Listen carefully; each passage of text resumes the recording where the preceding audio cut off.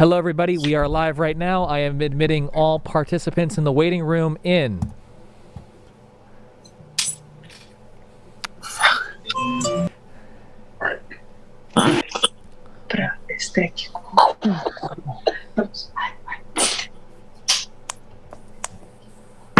David, do you want to call Jonathan on your cell and see if you can help him? He looks stressed.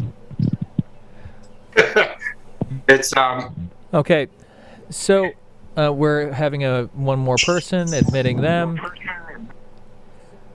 There seems to be a feedback loop happening right now. Let's see. Anyone else? Okay, we're good. Okay. Thank you to everybody. I'm going to instruct every person, all the applicants, to mute themselves and stop their video until it is their time until it is basically their time. Okay. So, without further ado, hello, number 646. That was Jonathan. That's Jonathan? Okay, well, that's not going to work. He can't have two devices on at the same time. I don't have two devices. I just have this one computer. Should I just completely turn it off and start again? I don't know. So I can't know from here. So, all right. All right. I see. Okay, great. All right. I'm so confusing with all these people. Okay. Jonathan, are you going to sign out or are you going to stick with us? I can hear you now. I can see. You can. Excellent. Okay. I'm going to open the meeting. All right. Okay. Good. Go for it, Betsy. Good afternoon. Good afternoon, everyone, and welcome to the East Hampton Town Architectural Review Board meeting of today's date, which is December 23, 2021. I'd like to open the meeting with the approval of the minutes from our last meeting, which was December 9th, 2021. I am in thought that everyone had a chance to review the minutes. Does anybody have any questions or comments? If not, I'm going to ask for a second on the minutes, Esperanza. Second. All in favor, Chip? Yes. Diane? Yes. And Jonathan? Yes. Okay, great. First item on the agenda, I'm sorry, we're going to swing over to David McMaster. David, if you would like to start with the settlement agreement for New Singular Wireless LLC, tax map number 300-103-6-23 and 24, 465 Old Stone Highway in Springs. Sure. As the board members are familiar with pursuant to our conversation in executive session before the meeting, this settlement agreement relates to the St. Peter's Chapel. And the agreement in substance, tonight the board is going to consider a resolution that authorizes the ARB leadership to sign the settlement agreement, which subsequently allows AT&T to bring an application within 60 days for a monopole at the St. Peter's Chapel site. The board is not considering the merits of any application tonight. All they are doing is agreeing to consider the application when it's submitted within 60 days of the date of the settlement. So that being said, I can't make a motion to authorize the vice chair to sign the settlement agreement, but perhaps Chip would do it. Or I guess you have to vote on it. What Esperanza can do is she could make a motion to approve the resolution and then ask for a second. Or do you want to poll the, go through the board and there were no questions in exec. If there's anyone that has comments from the board. Right. But you need to have each person, be asked to either approve or not approve the motion. So Esperanza could make a motion to approve the resolution. Should I do that? Yes, could you do that? Sure. I make a motion to approve the resolution proposed For the settlement agreement. for the settlement agreement. Okay, Chip? Second. Agree. Yes. Jonathan? Yes. Diane? Yes, I said yes. So who actually seconded, Chip or Diane? I think I did. okay, and I'm going to abstain. Just for the record, the audio is coming in simultaneously on my computer, so I don't know if it was Chip or Diane. I heard both at the same time, but we can say Diane. Sure. Okay, anything else on that? Can we move forward? David? Yes. Okay. Historic District and Landmarks. This is for the Montauk Clubhouse LLC, tax map number 300-32-06-063-139 DeForest Road in Montauk. And we would be possibly looking for a Randy Carell from Robert Stern Architect. And Chip is the assigned board member. So as soon as we see if there's anyone on for this application, we will, Chip will read into the record what it's for and do a presentation. This is Randy Carell. I'm on the call. Hi, Randy. Welcome. Okay. Hi. Good afternoon.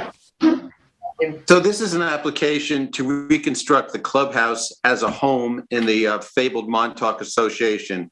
Why we know the houses there now as the Seven Sisters, this was essentially the eighth sister that burned in the 1930s and was the central part of this large complex of homes. This property has been before us quite a bit in the last year for remedial work on a garage and a pool house, which has been completed spectacularly. And the renovations now configure and conform to our earlier approval years ago per the plans of Bob Hefner. The existing 1960s modest house on the site will be demolished.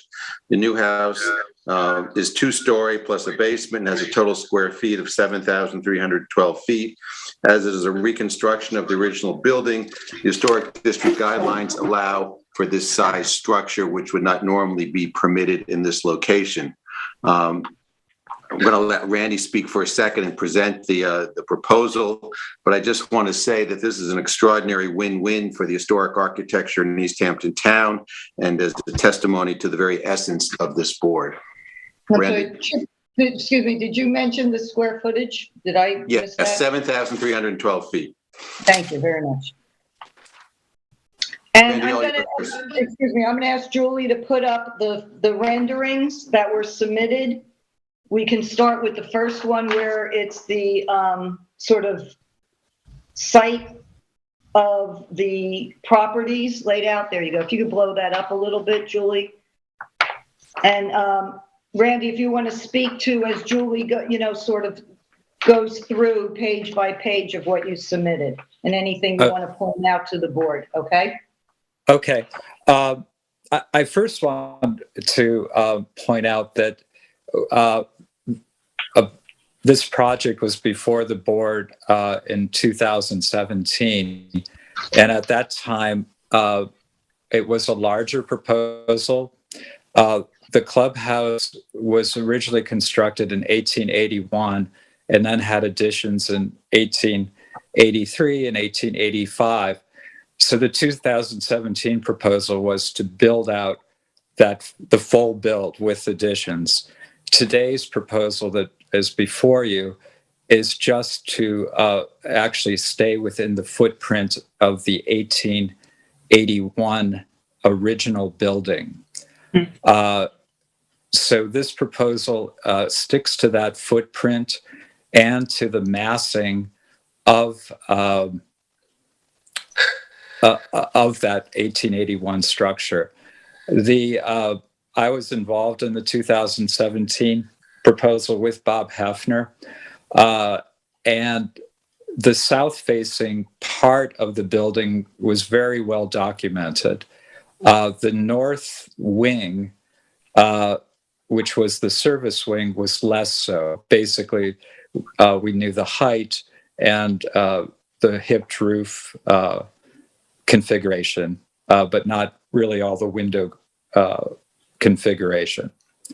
So in our proposal, Wait, excuse me 1 minute, Randy. Julie, can you scroll back to the photographs on the page before and sort of center them so that we can see them in their entirety, because they're sort of cropped in the Well, it's these two lower photographs we want to look at, yeah. All right, that's good. Okay, great, thank you.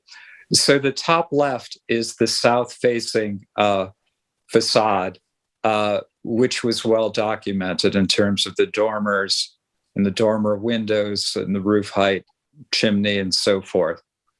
So we have conformed to that. There, under the porch on the first floor, there are slight variations to the original in that we've made, where there were single windows separated by a wide vertical mullion, we've made French doors that conform to the configuration of those windows. To the upper right,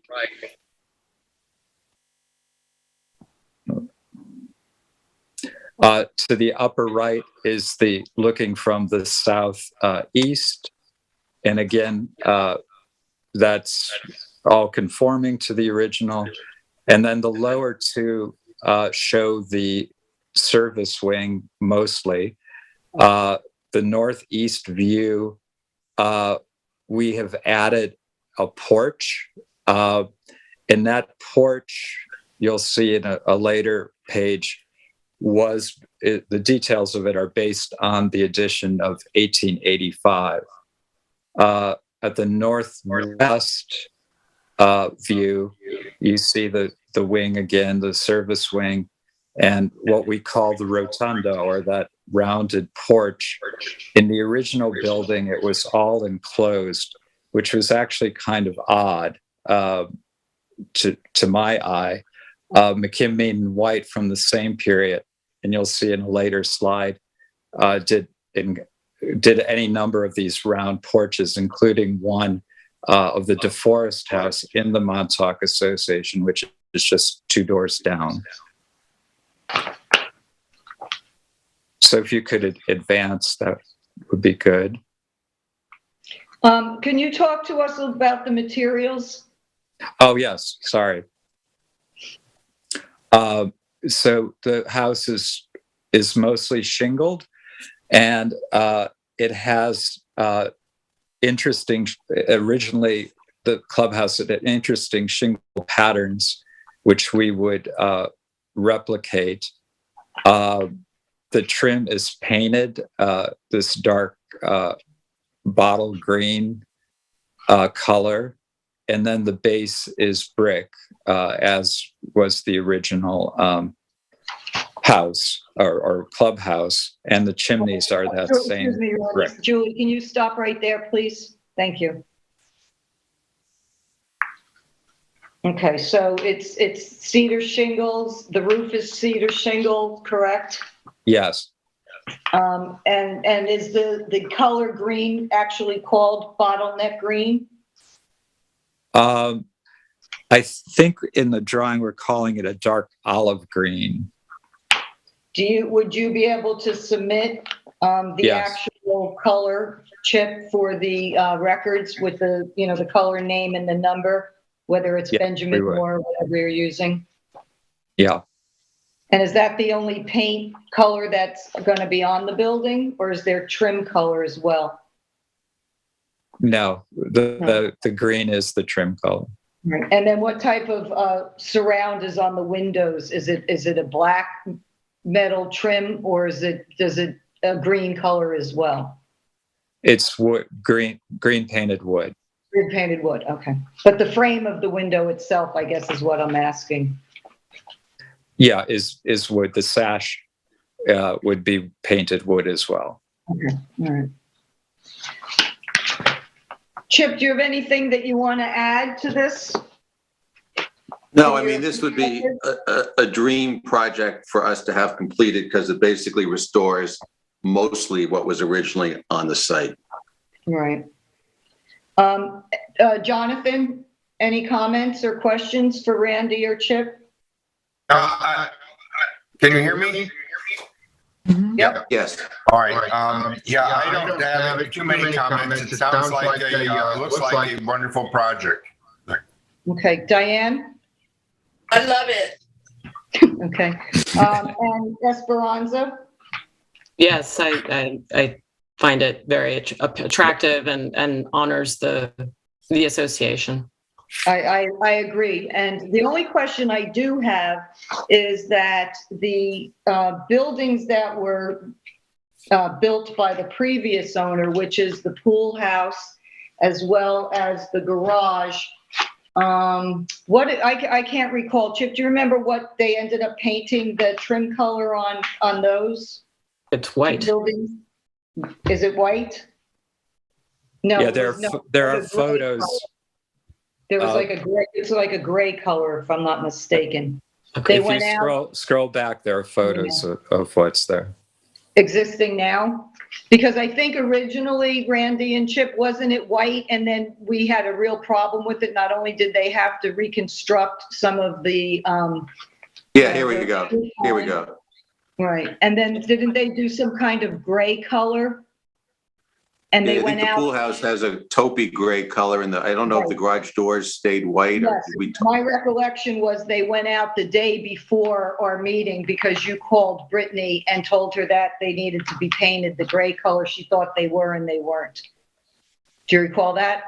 Yes, I do recall Yes, that. okay. So my question to Randy would be, would you be then willing to repaint the trim color on the pool house and the garage to match the residence, or would you leave Yeah, it gray? yes.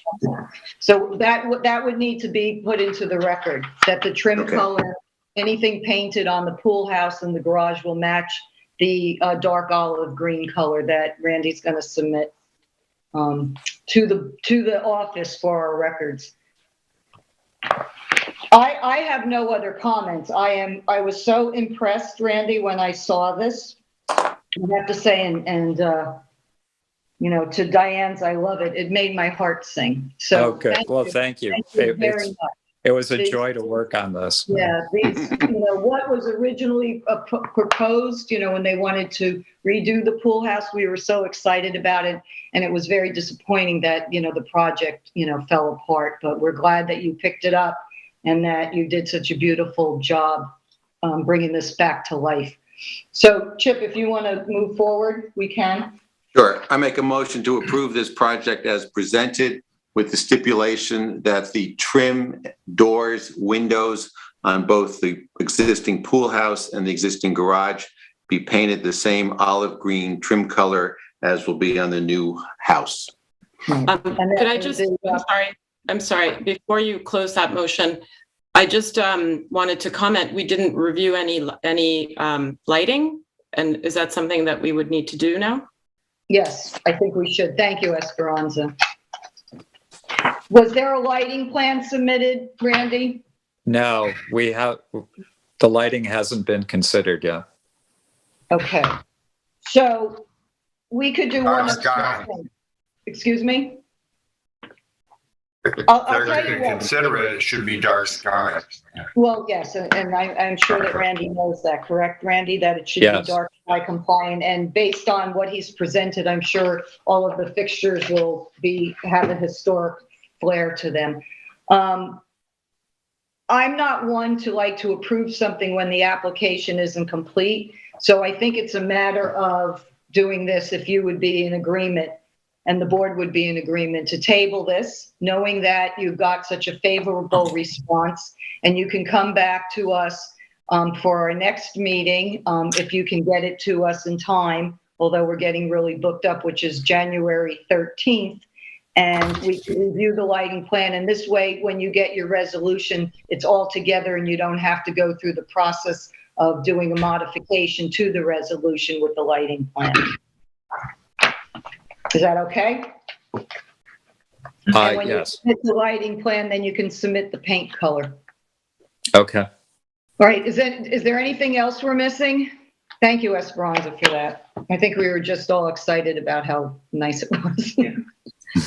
Just for the architect briefly, what is the total square footage of the proposed house? It's 7,200. 312, square feet. 7312. Okay. Thank you. Okay. All right, so we're going to hold off on moving forward with a motion until we get the lighting fixtures and spec sheets and everything else, okay? Randy? Yes. Sorry. Okay. Yes. Very good. Okay, all right, thanks very much. Thank you, board. Excuse me, Chair. Thank you. Betsy, this is Mike at the Yeah. station. Can I just mention something? Sure. Excuse me, Jonathan Foster. You're in the Zoom twice, and I see your video twice and hear you as an echo. I'm going to mute one of the accounts and hide your video just to confirm that you're still there and that we're good to go moving forward so there's no problems. Did you just do that? Hello? Yes, I just did. Let me just double check one thing. Jonathan, you're there. You can see everything and hear everybody, right? Yeah, I can hear triple or double or triple. Well, we're hearing you pretty clear now.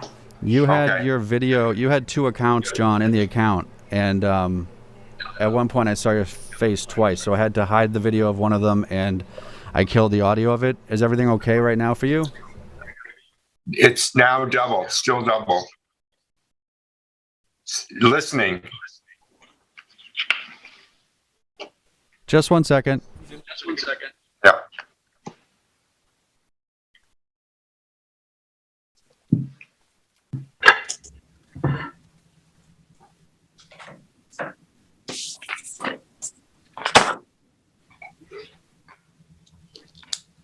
John, how's it sound now? It's good. I have a white screen with a sign that says I can leave the meeting.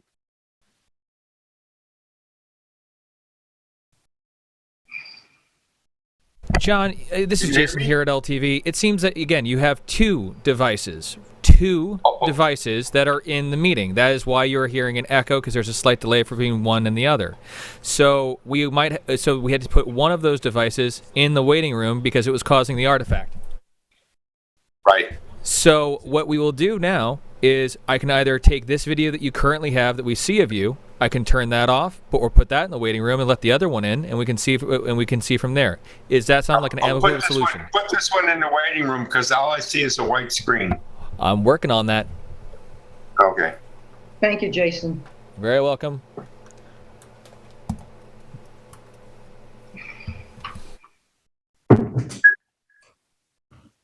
Okay. 1 moment, please, John. Just hold up with me.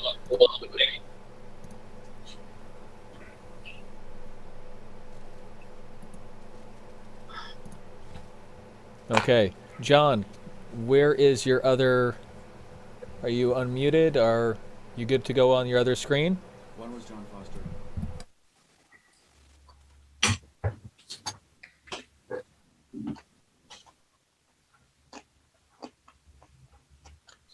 John, there should be a prompt that's saying asking you to unmute. Can you? Okay. Can you hear me now? I can hear you now. Okay, good. Because I was talking before. You couldn't hear me. All right. Yes, you were. Yes, John, you were muted. So I'm going to ask you to start your video now. Okay. Start my video. Yes. Okay. There he is. There we Great. go.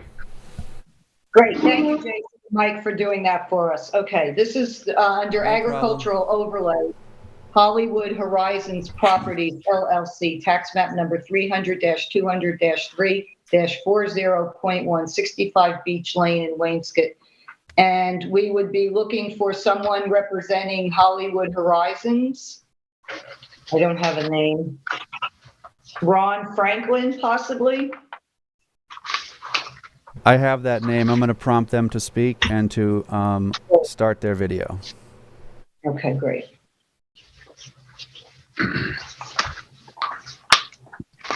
And Jonathan, when they come through, I'm going to ask you to read into the record what's on the application and what this is for, okay? Okay. Mr. Thank you. Franklin, welcome to the video. You there? Yeah, I'm here, but Brian Glasser is the architect who's going to be representing me on this. So I see him. Brian, are you able to? What's his last name? Glasser. Brian, are you there? He is unmuted, and I see him there. Brian, can you hear us? We can't hear you. Do you wish to talk? I hear nothing. I see that you're unmuted, though. Right. Ron, can I ask you a question? Did you say that Brian's your architect on the project? Yes, he is. And are you the owner, Ron? Yes. Is this going to be Can your you hear me residence? now? Yes, Hello? Brian, we can hear you now. All right, great. Sorry about that. I always have there's always a little glitch. And excuse me, Ron Franklin, is this going to be your residence? Yes. Okay. So, Jonathan, if you'll read into the record what the application is for, please. Okay. This is a proposed a proposed new story, 4,747 square foot residence with 973 square foot attached garage. Also included are two new 198 square foot pool houses, a 50 foot by 20 foot pool, and an 8 by 8 spa with general site and landscaping upgrades. Okay. Julie, let's start at the top of the renderings. We don't need to, do anything with regards to any kind of interior floor plans. But if we can come up with a good photograph, realistic of the renderings, and then we could ask Ron and or Brian to tell us about the project. That's good, Julie. Thank you. Excuse me, Chair. Betsy, may I make one other quick announcement? Sure. Just for the few people who have recently joined the ARB meeting for today, if you're in the meeting and you're not involved in this application, please hide your video and mute yourself. There is a very lofty, around 30 participants in today's meeting, and it makes it a lot easier for every applicant to move along more efficiently. That said, okay. Betsy, go right ahead. Thank you. So what we're looking at is the front facade. So if you could speak to the design and the materials, please, to the board. Okay. Hello, so everybody can hear me? Yep. Yeah. All right, great. Hi, my name is Brian Glasser. Work for Brian Glasser Architect. I'm representing, as you mentioned, Hollywood Horizon Properties, Ron Franklin. The builder on this project is Phil Kaufman Builders. I don't know if you want, usually I go through the site, like kind of where it's located. I don't know if you guys care about that or. Yeah, we will. I just wanted the board to get an idea of the residence first, and then we can scroll through what you've submitted. Okay, so if you want to just jump into the renderings, here you can see the front elevation, which is the elevation facing the west side of the property, which is facing obviously Beach Lane. So the materials that we're going to be using on this particular house, just to go into it, it's mostly a farmhouse style, simple gabled roofs, a 12 pitch on pretty much everything except the lower levels on the first story structures. On the upper levels, we're going to end up using a red cedar perfection shingle with a 5-inch exposure. And for the lower levels, we're going to be doing a standing seam metal roof, where in some areas we have a 12 pitch and I believe a 4 pitch on the lower, like the front covered entry and the portico in the front, covered front porch. So it's a standing seam metal roof, black. Going into the windows that we're going to be using here, it's going to be a Marvin product, a black finish that Marvin provides us with, and it's a fiberglass exterior with a wood interior. Moving on to the chimneys, the siding, I guess we talk about the siding, is going to be a 7-inch a shiplap, horizontal shiplap with a 7-inch exposure, and it's going to have a natural stain color to it. We're trying to keep it kind of for the most part, I think the look is trying to be more natural. Nothing really painted, except you're just going to have metal roofs that are really a darker color in the windows. The chimneys are going to be a natural stucco finish with bluestone caps. You can kind of see it in the west view, which is the rear of the house. Some other things here. I have the trim and casing is going to be a PVC, which is going to be a color to match the black of the windows, so it all looks consistent throughout the house. I know just from listening to your last presentation, all the lighting, we're not really going to have any lighting fixtures that are exposed. They're just going to be downlights, if anything, in a soffit. So that's all you can kind of see them in the renderings, but there's nothing really glaring out that would be shining out towards any neighbors with this particular house. It's supposed to look a little... We will need to have a spec sheet submitted for those light fixtures just for our file, because they'll be referenced in your resolution, because then if and when this is approved and you have your C of O, that the board member going out to do the inspection will know that there's no sconces or, other lighting than just the soffits. Right, okay. Julie, if you can scroll up to the top where it starts with the survey and then it goes into the second page, which is his site plan. We'll start with the survey first. So, excuse me for 1 minute. We're used to getting a proper survey that shows the layout of the buildings and everything, which you submitted with the site plan. So we're going to ask you if you could, do that for us in the next go round, is submit a survey with all the proposed buildings on it. And then if you'll go to the second page, Julie, this is all we have to go on for the layout. right. Yeah. Do you want to talk about that, Brian? All right, so basically, the location of the lot, 65 Beach Lane it's east of Beach Lane, and it's roughly 1,700 feet south of Main Street. So as we come down, it was currently a vacant lot. To the north and east, there's currently farmland that go see the agricultural reserve area. So that's all farmland. We do have one house to the south. Otherwise, it's a vacant lot. There's 2 trees to the northwest side of the property, which we're going to keep.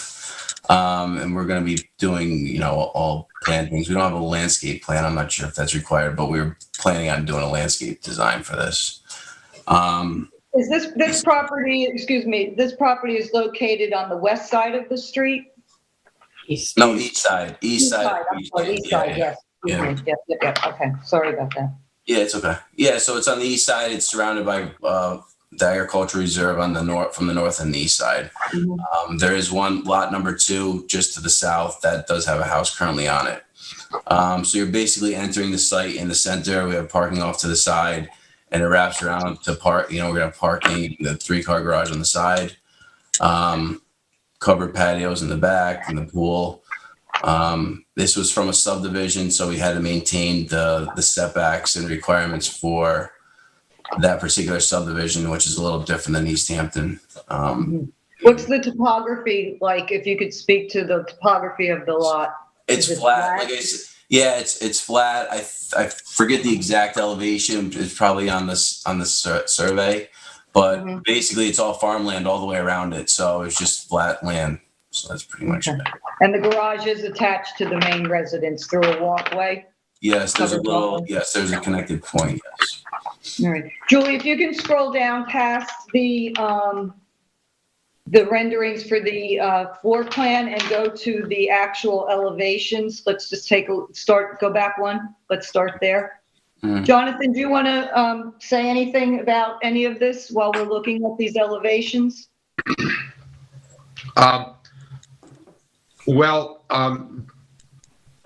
Basically, the house presents itself as extremely large. It's 106 feet long and 2.5 stories tall, and it is fully in sight of Main Street.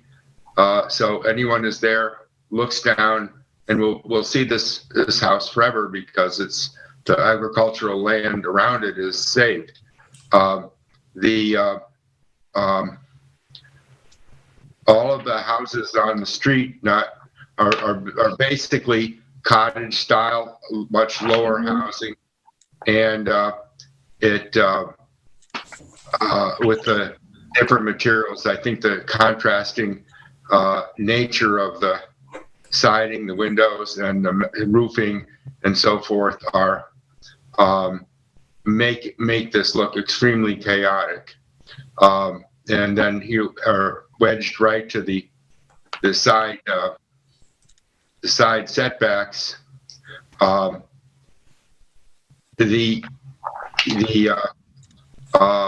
So it presents itself as an anomaly in the neighborhood, and the garage seems to stand out when the garage actually should, fade away somehow. And so I think it needs some work. Chip, do you want to make any kind of comments on this or ask? Yeah, I was on this street today, and by chance I noticed this. It's essentially the lot is a lawn adjoining a smaller ranch house surrounded by agricultural usage. This is a very small plot of land, and this is a very large house. I think the house is inappropriate for the street. Is there any, did anyone take any photographs of this street view? I did. I sent several photos also of the neighboring houses to get a sense of the neighborhood. And I presume that Jonathan sent one of the lot.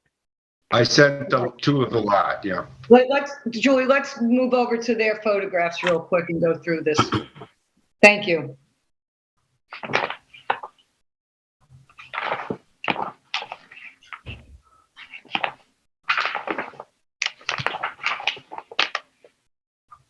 And then while we're looking for those, I just wanted to ask Brian and Ron, have you read the charge for the ARB and as it pertains to new residents being built on agricultural overlay properties, and how we review this with regards to, the rural character of the area, mass and scale, in harmony with the surrounding properties? Are you familiar with all that? I am familiar with this type of stuff. Ron, I don't know if you want to speak about like your views on what we were going for here. No,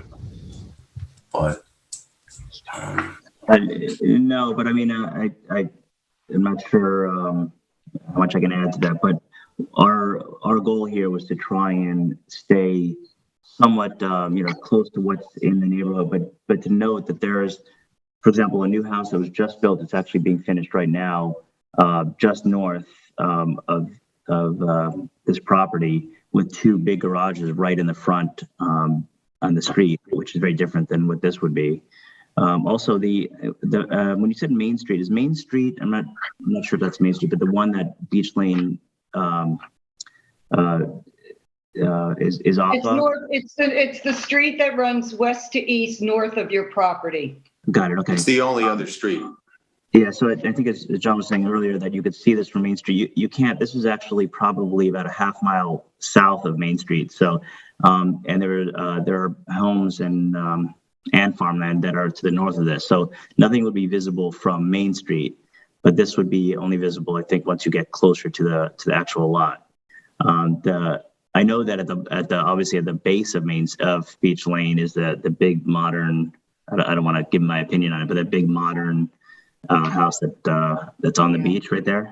I have a feeling, I'm not, in the 6 years I was on this board, that house never came before us, and I think it's because it's not ag overlay. We only review properties that are on or abut or face ag properties. If it doesn't, then we have no jurisdiction over it. Got it. Okay. Okay, so let's go through the photograph. So this is the current lot. Yes, looking east. Right, and then Esperanza said that she took some photographs of the neighboring properties. There's one right there. Well, yeah. Yeah, Julie, did you receive those?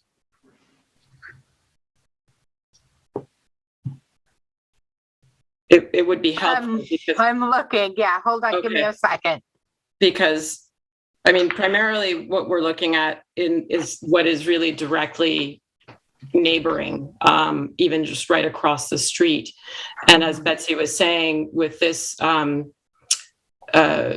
fact that this is an agricultural overlay and it has to come before the Architectural Review Board for that reason, it provides this additional layer of review that where we really take into consideration how this structure would, whether or not would be in harmony with the neighborhood.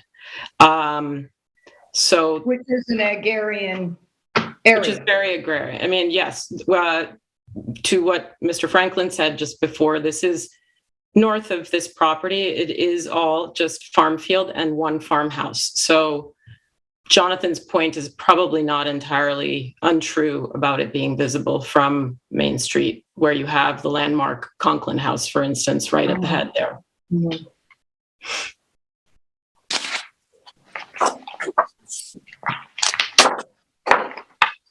Diane Benson, your take on this proposal?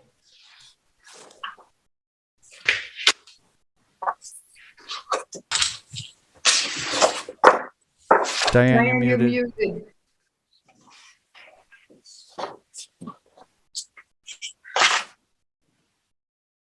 Julie, maybe when those pictures I'm sorry. came in, I was not in this file. Those are the only two pictures I have. Okay. All right.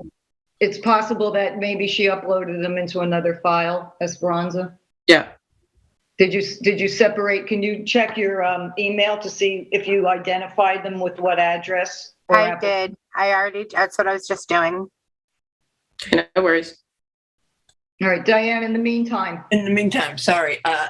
Yeah, I mean, I think it feels a little outsized. If it's the location that I'm picturing in my mind, I mean, the neighbors have done such an extreme, generous job around here of protecting the farmland and everything that I think special attention needs to be paid here.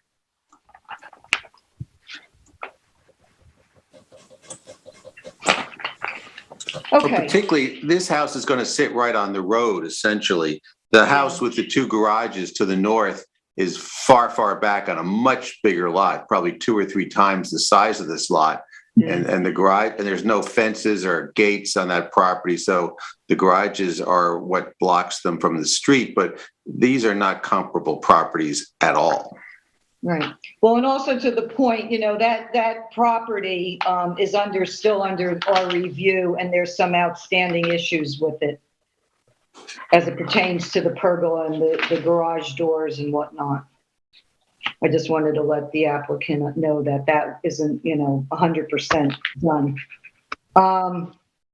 So you're hearing that the board feels that for this to be in harmony with most of the homes in the area that face or abut or on ag overlay, that this seems a little aggressive. I find it not to be, how can I say? I find it not to have a sort of more subdued, rural, traditional feeling. I understand these modern farmhouses with all this glazing and dark trim and, different, roofing materials with the standing seam metal roof is, sort of like what is the design of the day. There's elements to this proposal that I like. I do like the horizontal board. I don't know if I would say that it's chaotic to Jonathan's point, but I understand where he's coming from because it is quite busy. I'm concerned about the amount of glazing on the backside that doesn't really seem to be covered. A lot of times what happens with properties like this is that they extend the second story, how would I say, like, the decking or the roof line above the first floor so that it covers, it gives like a patio effect where I see that in one area, but for most of it, this is all going to be, shining out and up. And there's a lot going on. And Betsy, if I can interrupt also, there's actually sort of like a rooftop terrace proposed, I believe. Yes. Yeah. Yes. So, I mean, I'm sure that would require lighting there and so forth. So. Right. And was there a lighting plan submitted with this? No. Other than you said it was all recessed lighting, what about on the rooftop deck, all that by the doors? It's all going to be recessed? Well, up on top, it won't be any recessed up on top, but underneath the awnings, that's. Yeah. All right. So here's what the situation is. We have a very full meeting. Yeah. We're already an hour in, and we have 3 or 4 more build outs, large and intense build outs just like this. The board is, from what I am hearing, we're not ready to stamp this approval. I'd like to ask you to consider all of our comments and see if there's any way that you can soften this up and reduce some of the glazing, as well as some of the mass and scale of how it's presenting on this property. Does anybody have any problem with any of the design elements to make a mention about, or is it more just the mass and scale and how it presents on the streetscape? Mass and scale. Well, how do you feel about metal roofs? Is that something you're okay with? And dark colors, are you okay with that type of stuff? No, it seems to be, like what's been going on. And I just think that, it's an element. I don't have an opinion on it either way. Okay. I just think it in a large scale like this, it adds an extra layer of harshness and reflection that, I think something a little bit more traditional and softening of the edges, and I don't know what that would be. I don't know if that would be some type of design element. The windows seem to be very large in every area, including the garage, which I find to be interesting. Underneath the front porch overhang, the windows are smaller and softer. I like that entryway. I just think that once you get past that very inviting entryway, it just gets really oversized for the land. Okay. Yeah. Okay, so we're going to table this. When you have something else that you can come back to the board based on their comments. Esperanza, did you want to say something? Yeah, just one more thing also, that we, just to have a full grasp of what this area requires in light of review, we wanted to request from you, there are documents surely of the subdivision approval of this property that it would be necessary for us to also consider. So there might be conditions, covenants that pertain to this subdivision, and that would be something that we would require right now to review also. Is this a subdivision, 65 Beach Lane? Yes, it was. We can submit that. We can submit that. That's not a problem. All right. I thought I was mistaking it with another one then. Okay. And just a quick question, if you don't mind. Because as Brian noted, because of the subdivision, the restrictions are more, the setbacks are double in most places from East Hampton Town typical setbacks. So it's 50 and then 30 on the back and the sides. So when we're talking about what we were able to put on here, we were already pretty restricted. The square footage is obviously very limited. So I know it may look like it's bigger than maybe it is, but it's only 4,900 square feet roughly, or a little less than that. So it isn't very big. And we tried hard to make it look, as much like as I said, maybe a farmhouse, modern farmhouse, but across the street, there were a number of houses up across the street and to the north that are even closer and larger. And I think similar styles to this. So I do understand the house next door, which is the original part of the family that owned all this land. That house is original. It's been there for a long time. And there are a number on the street that have been there for a very long time, but it's pretty eclectic for the most part. If you go up and down the street, there are a number of houses that are much larger and more modern. And then there's some that are really small ranch style. As I said, it all depends on if they butt into an ag overlay or not. And I don't know which ones you're referring to. But I'd like to comment. Please do, Jonathan. Oh, what I know on this and Mr. Franklin's last statement is that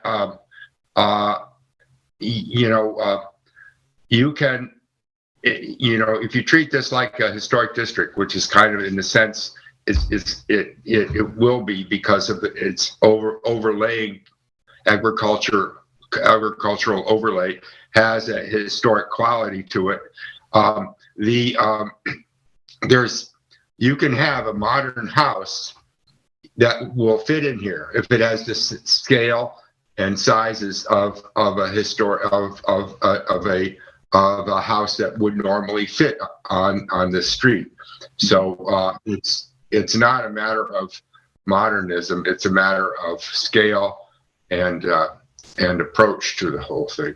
Right. And I think to Jonathan's point, that the 2.5 stories on the double, large windows from the first to the second floor, those two peaks seem to be, looming, and maybe there's a way to soften that a little bit. I think this can be tweaked, and I think, we've been doing this long enough where initially the applicant, is a little taken back by our comments, but when they go back to the drawing board and try to incorporate some of the things the board is saying, 9 times out of 10, they like the design better than when they started out. So I appreciate you considering our comments, and we'll table it until you're ready to come back. And just remember, we'll need spec sheets for the recessed lighting. Our next meeting is the 13th of January, but we're almost booked up. So plan that. As soon as you can get something to us, we'll put you on the agenda for whatever meeting is open. Okay? There's another one towards the end of January. I think it's I'd have to check. 28th or something like that. Yeah, something like that. Okay. All right. So we're going to table this. And if you have any questions, feel free to call the office or David McMaster, who's our liaison town attorney, our counsel. Okay. Thank you. All right. All right. Thank you. Thank you. All right. Adam Aaron and Alexandra Shapiro, tax map number 300-199-1-1.2, 47 Town Line Road in Wainscott. And we would be looking for Richard Whalen. Right here. Hi. Hello. How are you? Very good. Good. Chip's going to read into the record what your application is for, and then we'll get some photographs up, and we'll photo renderings, and we'll take a look what you got. Let's leave it there, Julie, for now, okay, while Chip reads that into the record. But before we start, I would ask the architects, James Merrill, to correct the spelling of Town Line Road, which is misspelled in all the many, many documents they submitted to us. Town line is not one word, it's 2 words. And I'm concerned that if they made an error like this, it makes me wonder about other parts of this presentation, but we'll just move on. This is an application to build a 7,658 square foot house on 2.7 acres in the triangle of former farmland between Town Line Road, Wainscott Hollow Road, and Main Street, Wainscott, and it's at the upper end closer to Montauk Highway.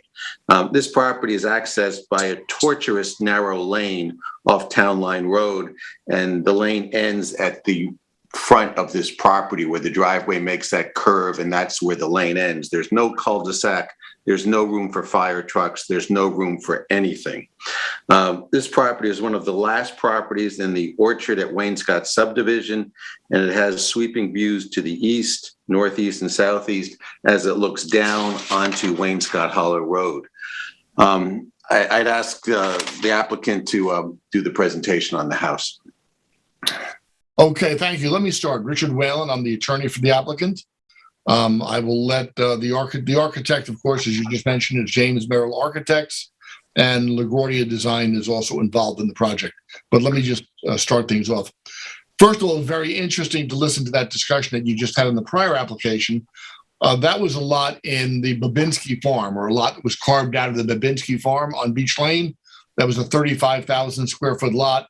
And I was looking at the figures on their program sheet there.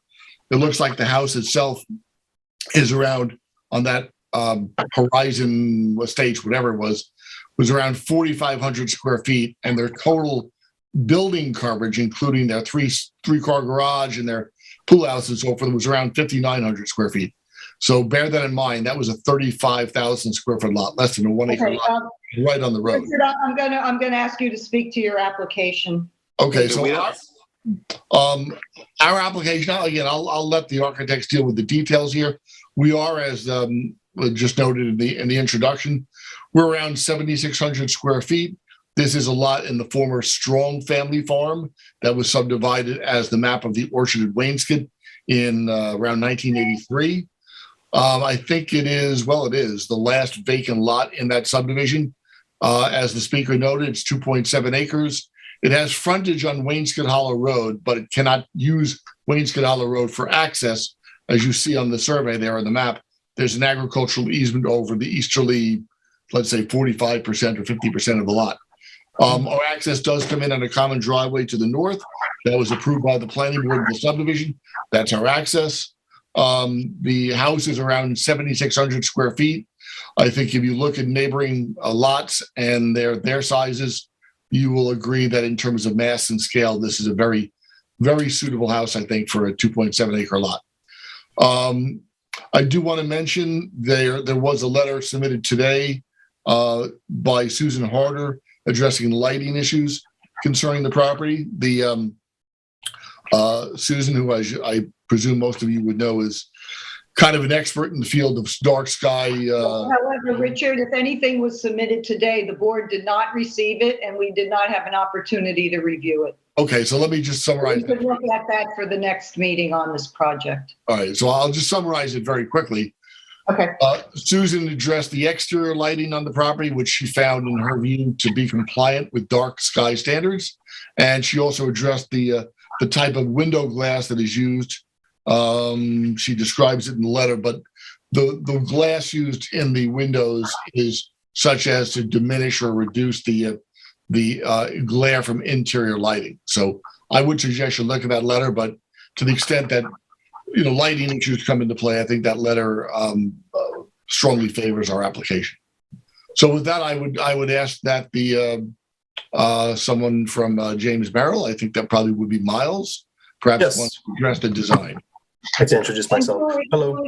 Can you just do us a favor, please, in the file where there is the actual drawings of the elevations? It was in the same file, I believe, with the interior floor plan, which I'm not interested in. It's just the 2 pages with it right there. There you go. If you could start with the top one, maybe we could look at it from that perspective first. And who's joining us from the building company or the architect company? From the architecture firm. That would be me. My name is Miles Kozach. I'm the project lead from James Merrill Architects. Hi, everyone. Thanks for having us. I'm going to ask really quick before we start. Julie, we had spoke before about us controlling the screen. Would that be a possibility here? I have the document up on my side. Is he allowed to screen share or? I have the ability, yeah. Okay, if you can. Oh yeah, so this is Mike from LTV. If that's fine with you guys, Julia, you just have to stop screen sharing first, and then he will screen share. Fine. All right, that's fine. If that helps your presentation. Miles, you can go ahead now. Thank you so much.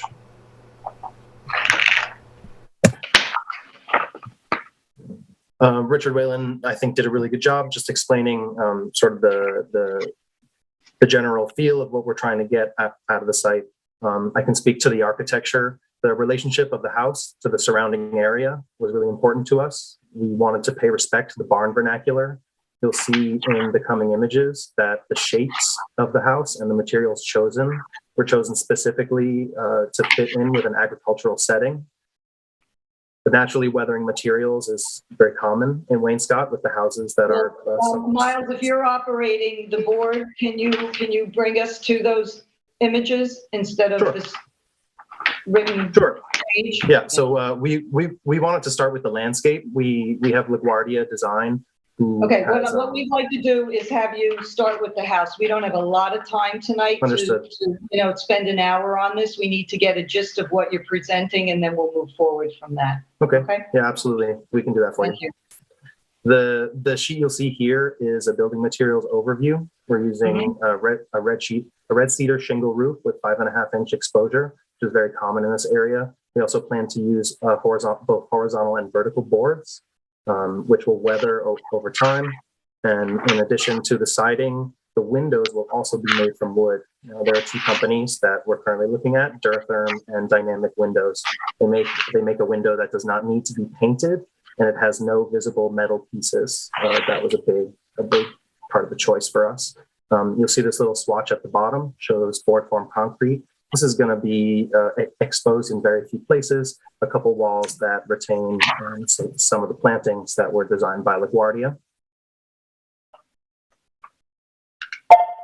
And for context, this is a house here showing a Duratherm wood window and how it fits in really nicely with the weathering wood siding.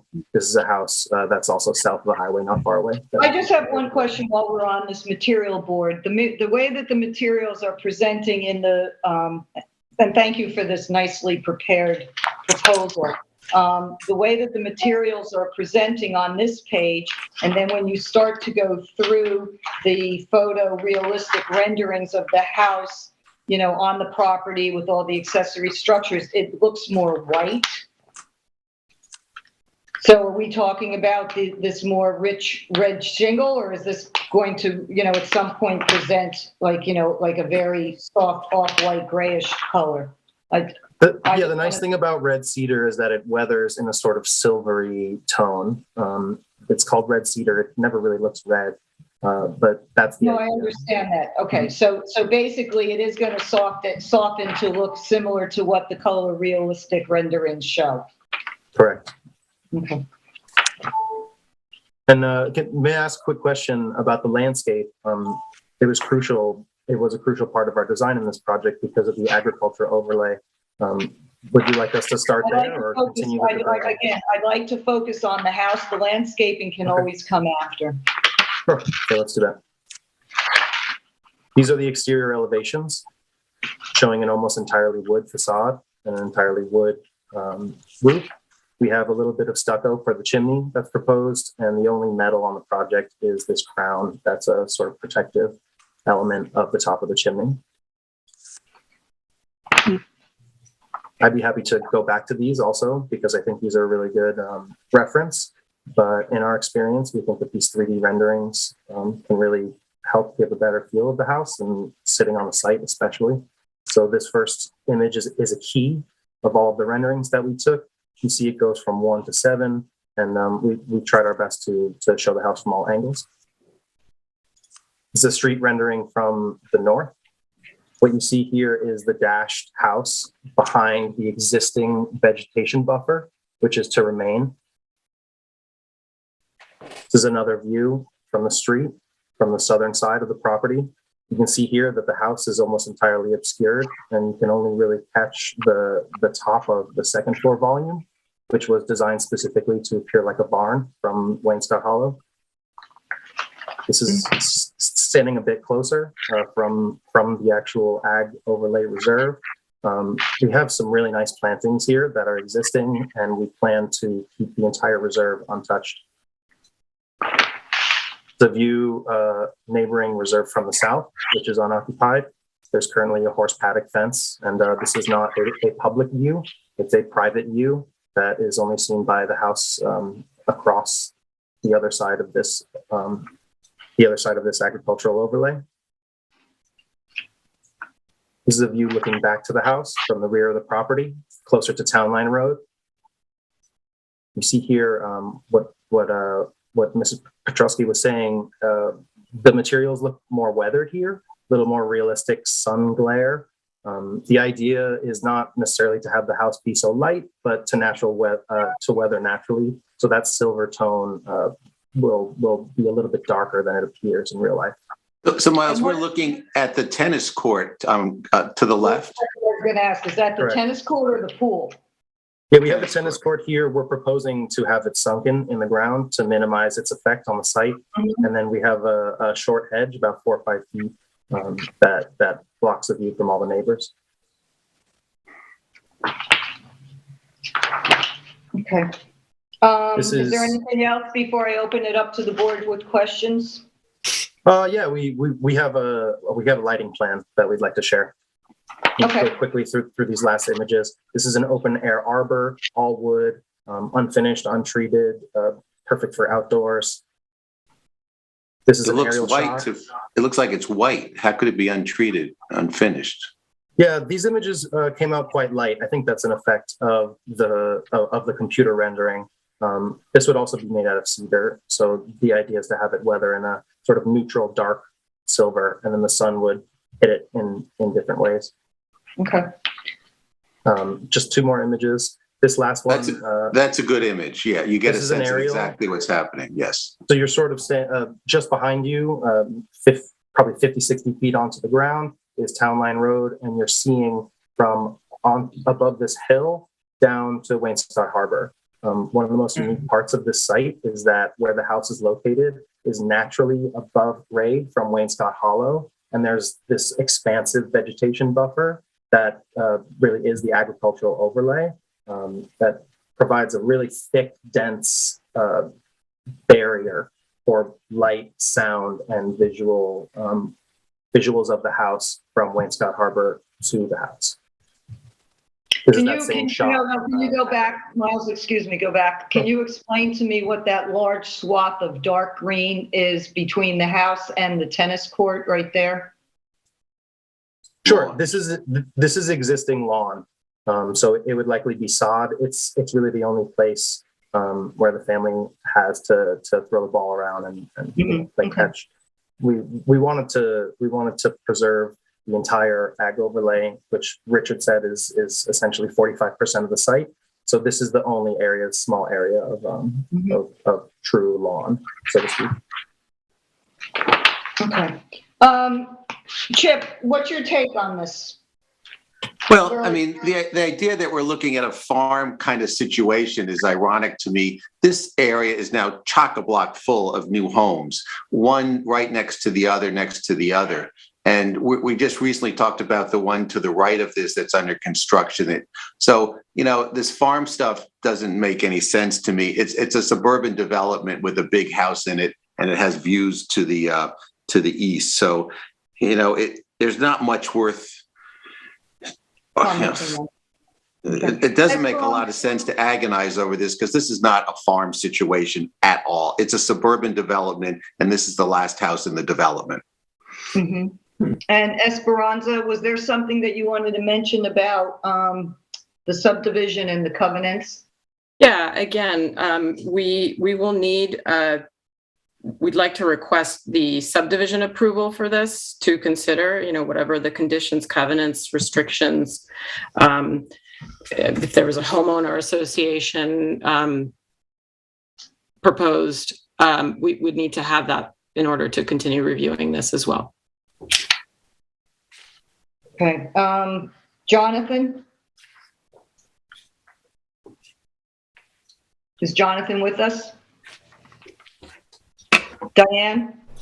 Well, I think Go ahead, Jonathan. You're there. Okay. I think that the weathered gray silver look is good.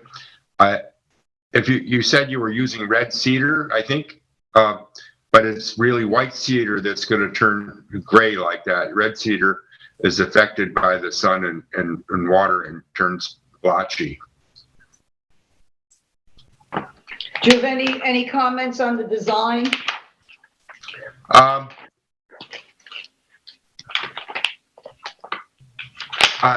I think that from the distance that we're looking at it now, it has a scale that's pretty good. I haven't really analyzed the what might be a floor below what the house or something there. Yeah. Diane, where were you on this? Well, I think it fits nicely into the landscape. I think this is a very nice presentation. And I think the idea of no metal and wood windows, I mean, I think it's a sincere effort to stay within the tradition of the agricultural area.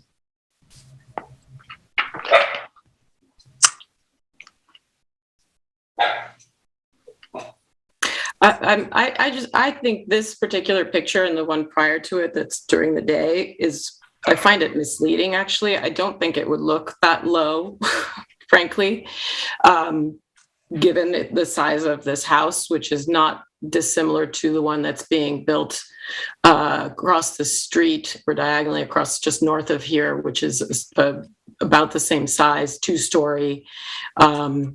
There's nothing low about this. I think it's made to look low here. And the house I agree, Esperanza, and the house to the left in that picture is the house right here. We see it on the top. I mean, the scale of these two houses don't make sense. They're roughly the same height. Exactly. The one we're talking about, the applicant today, it looks like it's squashed, and Yes. that one looks like it looms. And the other thing I have a question is, an ag overlay, is that land clearable, even though it's full of brush right now? Yes. Okay, so I mean, it's full of brush now, and you're telling us all this stuff about you're going to maintain it, but that could end up being a field. I mean, it could be farmed. It could be farmed. So Right. I'm sorry, Richard Whalen. Couple of comments on that. The agricultural easement area in question is sloping. The map of the Orchard of Wayneskin was not one of the planning board's finest hours, in my view. So theoretically, yes, the applicant can clear it because you're not prohibited from doing that. It's an agricultural easement on their property. But it's their concerns are going to be that they can look over it into Wayneskin Hollow. Other than that, they probably want to protect themselves from views west from the road. And the land is not really that amenable to farming because it's a slope, it's a hillside. Yeah, no one's ever going to farm this land, but I mean, it could end up being a cleared lot. You don't know. You can never say never. My concern is, did I get everybody's opinion? Yes. My initial reaction to it was that I appreciate all of the trees and landscaping that are around the buildings and the photorealistic renderings. However, I think from my perspective, for viewing this in the stage that we're at, they detract from me really understanding how this is going to present. And I think that these trees are deciduous. So 6 months out of the year, all that light, I understand you had a dark sky compliant expert, give her opinions on it. I just feel that these color renderings with these trees in front of a lot of these very large, glazed area is misleading. And when you look at the drawings, you can see how much, glass and openness is to it. It's a disconnect for me from the elevations to the color realistic renderings. And I also, and again, I'm not an architect, but I feel that the mass and scale of this chimney looming over this landscape is a little much. So, did we hear about the lighting? I see in the back there are some spec sheets about a surface mounted, like sort of canister light, as well as some, fixed down lights that I guess are underneath soffits. Yep. Yeah. So the wall mounted sconces, everything has a protection. So there's no uplighting whatsoever. The squares here are downlights that are embedded in the ceiling, which can be easily turned off outside. The other ones are safety lights where we have entries from exterior to interior. And these are the specs that we're using. These are both approved fixtures by the Dark Sky Committee. The idea is to use an amber color, which would greatly reduce the amount of blue light emitted by these fixtures. It's my understanding that that is going to be the new norm. So we're trying to get ahead of the curve. I also, really quick, just wanted to mention something because of a comparison that was made to the adjacent property. The relationship of the street to the property south of here, you really have a minimum you can see my drawing here, a minimum setback from the street, where you have almost 4 times that distance in this project. This house is not accessed from Wainscott Hollow. It just has a relationship where it sits on the hill above the street. We understand that, Miles. Look, I don't need to move this along, but we have, 3 more just like this. So it's going to end up being, an extremely long meeting. So let me just poll the board. Chip, are you in a position to approve this as presented tonight? No, it occupies too much of the land available to it. Okay. And Esperanza, are you in a position to approve this as presented tonight? No, I think we require further review. And what would that be? So that I agree with Chip. I think we also need to consider the documents that we just requested, and just I do find that, like you said, I still think there's an excessive amount of glazing, regardless of whether this can or cannot be seen from Wainscott Hollow Road. We've been told that countless times, and the fact is I can drive through this area at night and there are fireballs throughout. So yeah. I think we really need to tread carefully as to what we're going to approve. Okay. And Jonathan, would you approve this as presented tonight? No, I can't. I'm still, trying to wrap it up in my mind what's going on, and I agree with. Well, let me ask you this, Jonathan: if you had an opportunity to request something that would help you, understand this better. I mean, I made, the comment that I felt there was a disconnect between what I'm looking at in the elevations and what was presented with all the, the deciduous trees around. I'm not able to really see the building in its natural, elements. I don't have a problem with the material elements, but I'm just having a hard time wrapping my head around it as well. Is there anything from your expert, position that you could give them guidance to what would help you wrap your head around this?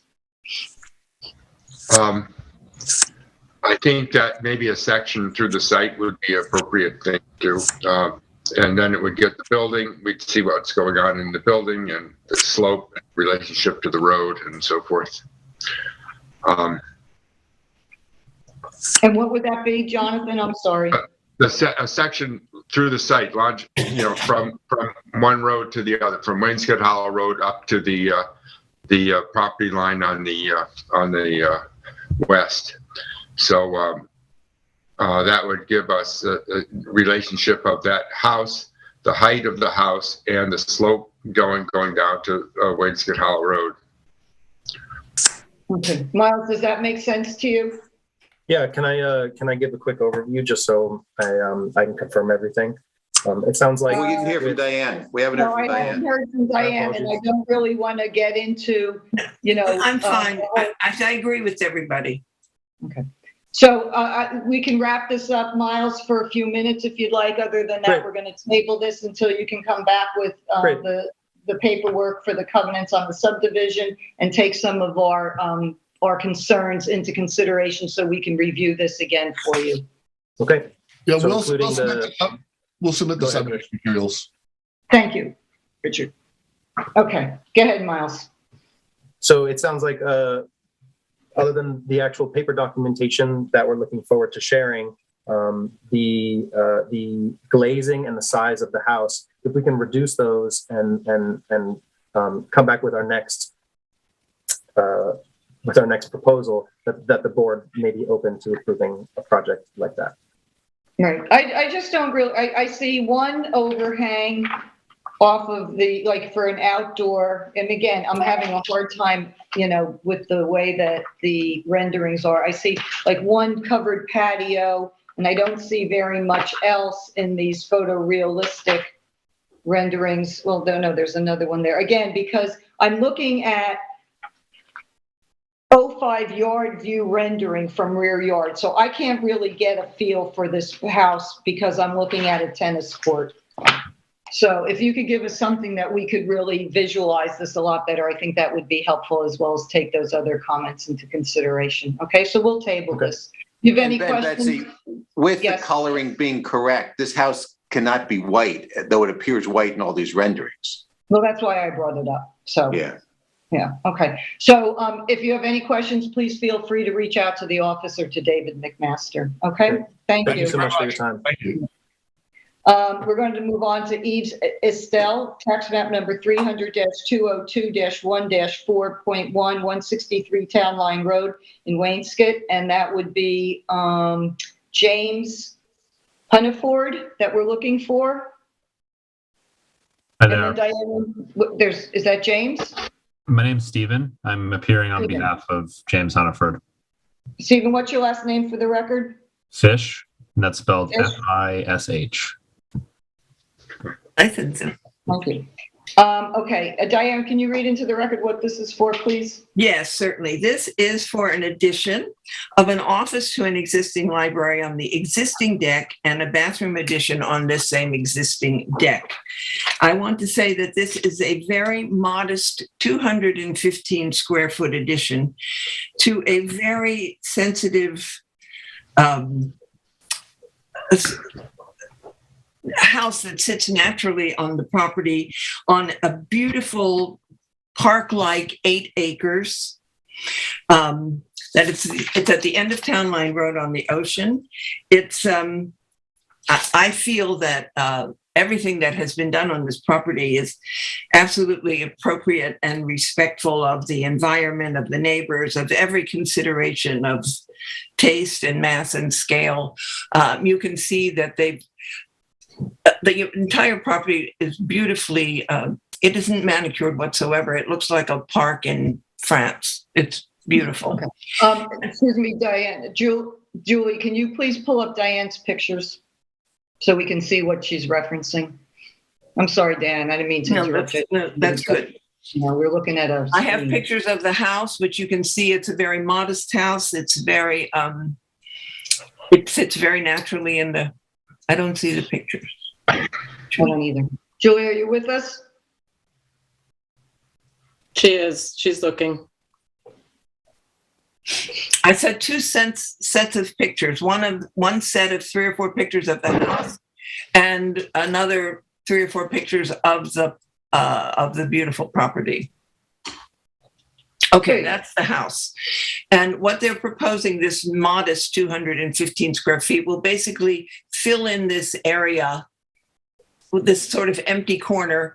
And it's repeating exactly, using the same window, the same colors, the same finishes, the same everything. They have made a very complete proposal. And they've given us a paint sample which matches the house. Everything matches.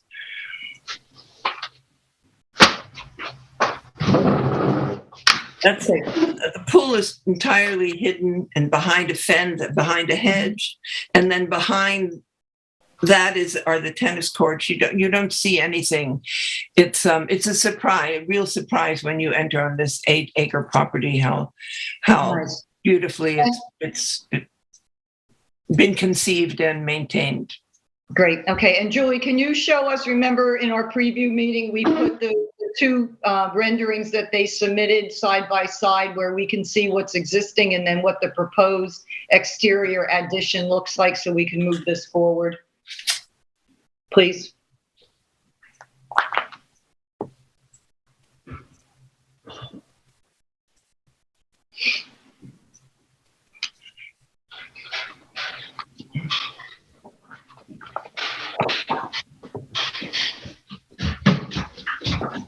I was just gonna say, you probably This one and this one?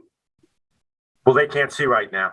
Oh, no. I am, I'm sharing. Yeah, no, you gotta stop. No, we don't see anything, Julie. Okay, hold on. Files. Well, say stop.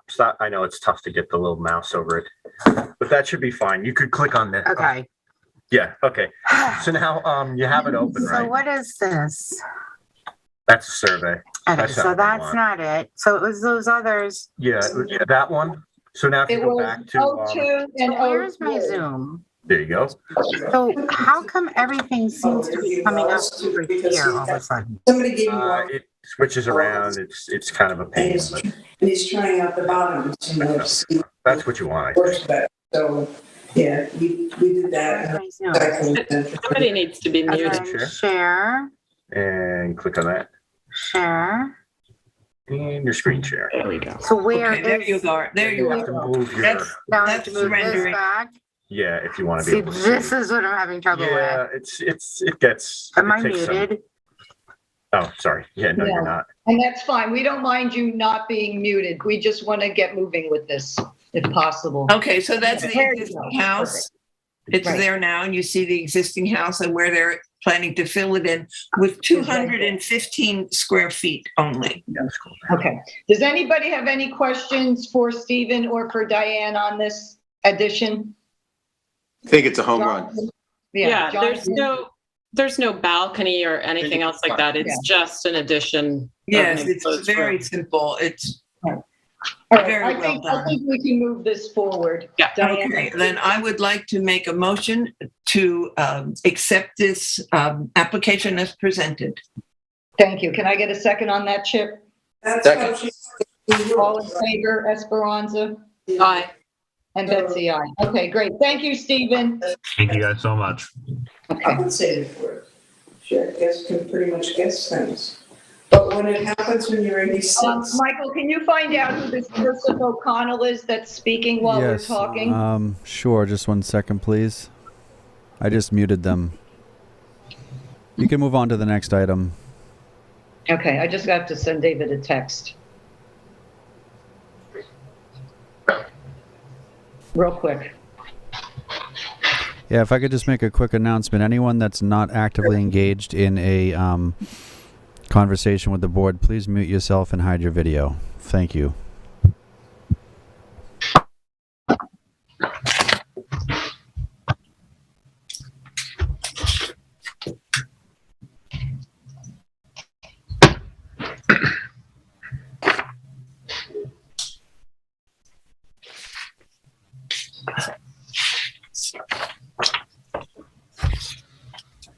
Okay. Okay, great. All right. 290 East LP, tax map number 300-202-1-4.1, 290 Further Lane in East Hampton. And we'd be looking for Eric Brown, possibly. Hi, Betsy. It's Eric. Hi, Eric. And do you have anybody else with you? I do. I have the architect Val Florio, so he's gonna drive the bus on this one. One thing we wanted to point out at the outset is Val, correct me if I'm wrong, the tennis court is going away. Yeah. Okay. So Why don't we let before we get into the all the information, let's have Diane. Yeah, absolutely. Thank you. Okay. All right, this is a proposal. This is Hello. Okay, this is a proposal to build a new house to tear down an already existing, very pristine and palatial 10 or 12,000 square foot house and build a house twice as large. They are moving the house away from the ocean and closer to the ag overlay. They are eliminating, as Eric said, the swimming pool. The tennis court, Diane, sorry. I mean, the tennis court, I'm sorry. And they are keeping the existing swimming pool that is between the house and the ocean. First floor is hello? The first floor is 9,924 square feet. The second floor is 9,940 square feet. The 4-car garage, which is not included in the 20,000 square feet, is another 1,284 square feet. The roof height, you can see where the gable is in the entrance foyer, is almost to the maximum of 32 feet, but the rest of the house is lower and all the overhangs are at least 5 feet. So this house, as what we're looking at now, is facing the ag overlay, which is simply a big green lawn that's surrounded by hedges and other houses that look like the house that's being torn down. This is a very large, very white, although I think they've submitted a sample where it's actually a pale gray. That will have a very different presence in the neighborhood, although given all the other hedges and houses, no one will see them but the people that come down their driveway. So it's extremely. Excuse me, Diane. Sorry, I had to interrupt everybody. This is Mike. I'm getting a message from John that he can't hear. Mr. Foster, he can't hear the meeting. John, are you there? Can you speak? Obviously, he can't hear us. All right, so he's been having trouble the entire meeting. What I'm going to do is I'm going to let me just see here real quick. I'm just going to ask him to remove himself from the meeting and come back on. Just a minute, everybody. Oh, we're gonna keep going in the meantime. Okay. All right, and so I'm sorry. Who am I looking for? Eric. Yes. When you say you're removing the tennis court, you're talking about the existing one that's there when you first come into the property by the driveway. That's correct. That's correct. Yeah. All right. Yes, I took some pictures of the existing house that. Yeah, let's take a look at Diane's pictures of the area so the board can, most of us are familiar with this, but this way, we can, anyone viewing can see what this looks like. And to Diane's point, this is down a road off of Further Lane where there's 3 or 4 houses in that area. This is the existing pool and the corner of the existing house. Now understand that they're moving this house back sort of behind the existing house. This is the existing house. It's very, very familiar and very similar to the houses on either side of it and the house behind it between the Ag Overlay and Further Lane.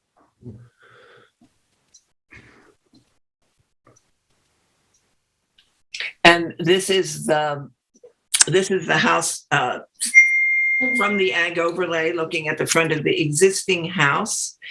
And basically where the gravel is and the driveway is where they're proposing to put the new house. Right. And they also, when we get done with Diane's pictures, there is a survey. And that is the Ag Overlay. That is the Ag Overlay, and that is the house on the other side of the Ag Overlay between the Ag Overlay and Further Lane, which looks very similar to the house that they're going to demolish, I suspect. And what is that chimney in that house? That's the next door neighbor. Okay. All right. So basically, the next door neighbor to the south. Right. So basically all of the homes in that surrounding area are very much in keeping with what's existing now at 290 in a very traditional shingle style sense. Gabled shingle style homes with chimneys. Right. So this house will present is a very different. It's conceptually it's so very, very different, and it obviously it's going to take up almost the entire property, and it's massive. It's 20,000 square feet, not including garages. And I think there's even another, there's a little gym, studio, and a little pool pavilion that are not part of that 20,000 square feet. So I'm going to turn this over to Val and to Eric to do a quick presentation about the photorealistic renderings that they submitted so the board can look at them one by one. And you could, talk about the building materials and what's underneath the skylights and the roof line and what's the idea behind this. Excuse me, Chair, if we could just confirm we have John back. John, can you hear us? Yeah, I'm back. I sent a note. Thank you. I'm back. Yeah. All right. If I could speak, please. And just briefly to Ms. Benson's comments about the size, the original home, with the new standards of the building code, we have to count double height ceilings anything over 15 feet is attributed towards living space. So there's an indoor pool on the eastern side of this structure. If Julie could go to the site plan just quickly, and I'll run you through square footage. One more page forward. So the yellow house is the existing home, and you can see in reference to the proposed, they're very similar in scale. And I think that it's a little bit deceptive because each floor in this house is roughly 6,300 square feet. The pool pavilion, which is off to the left, is 3,500, but it has to be counted twice. So although the house is large. I understand that and I appreciate that, but we have nothing to do with what goes on inside that house. We're just looking at this what I would say a monolithic looking building and how it is going to present in that area in the neighborhood, which is an ag overlay property, which is why you're before us, and that there are, you know, in our codes which give us directives to view this with an eye to the new structure being in harmony with the other neighboring properties as well as the ag overlay. Okay, so let's go through what the house looks like and how. Agreed. I just wanted to bring that point up because the way it no, we understand that. We look through the plans. We understand that. Yeah. This is a quick overlay of the rear, and you can see on this house the overhangs are quite deep. The intention with the gray roof is to really make this blend into the horizon. So the house is very subtle. To your point with the color stucco, which is a cream color, the computer rendering tends to, I would say, overexpose the actual color itself. It's on the bottom left. It's more of a mute beige color. And the roof is what material? The roof is slate.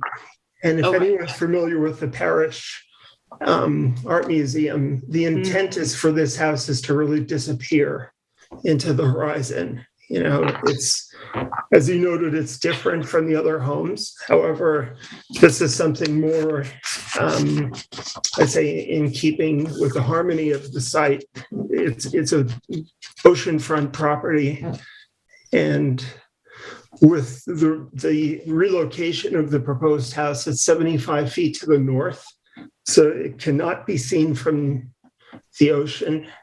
And this is an overview of the roof, which these overhangs are quite deep and would mitigate any kind of nighttime illumination.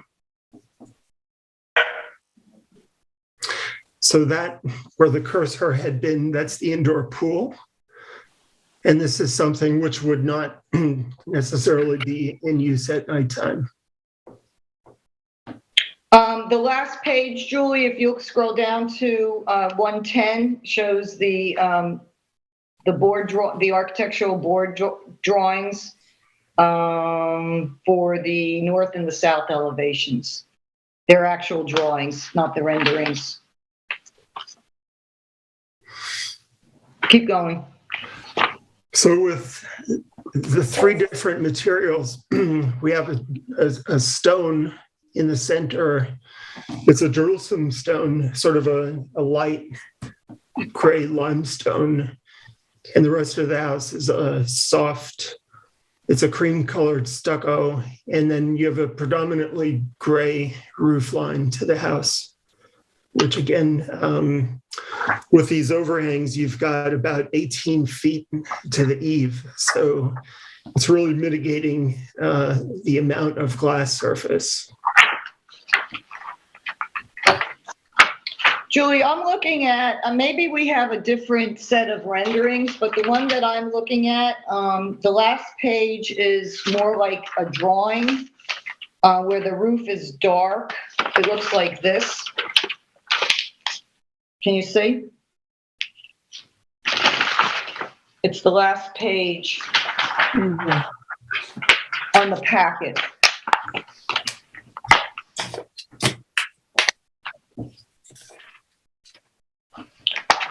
right. Diane? They've submitted actually the color of the. I just felt that the actual elevations were more telling structurally. You have two sets of plans. I only have one set. Yeah, that's the architectural. That little too dark. The roof, obviously, not going to be black, but I guess that the way it printed is. Yeah, that's not what I'm looking for. No. All right.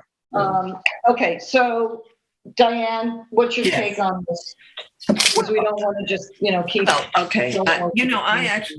I mean, I have to say visually and architecturally, I sort of like the concept of the house, but I think that it's, and if you look again at that, the old house that's in yellow and the new house, I mean, the existing house is quite palatial and substantive.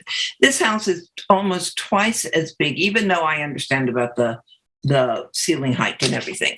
I mean, in mass and scale and the way it's, but again, nobody is going to see this house except people that are on their yacht or people that they've invited. Right. Excuse me for 1 minute. Julie, this is it. Can you scroll all the way to the bottom of this? Thank you. Yeah, well, that's what I was referring to. If you see the yellow footprint and you see the new footprint. Keep going.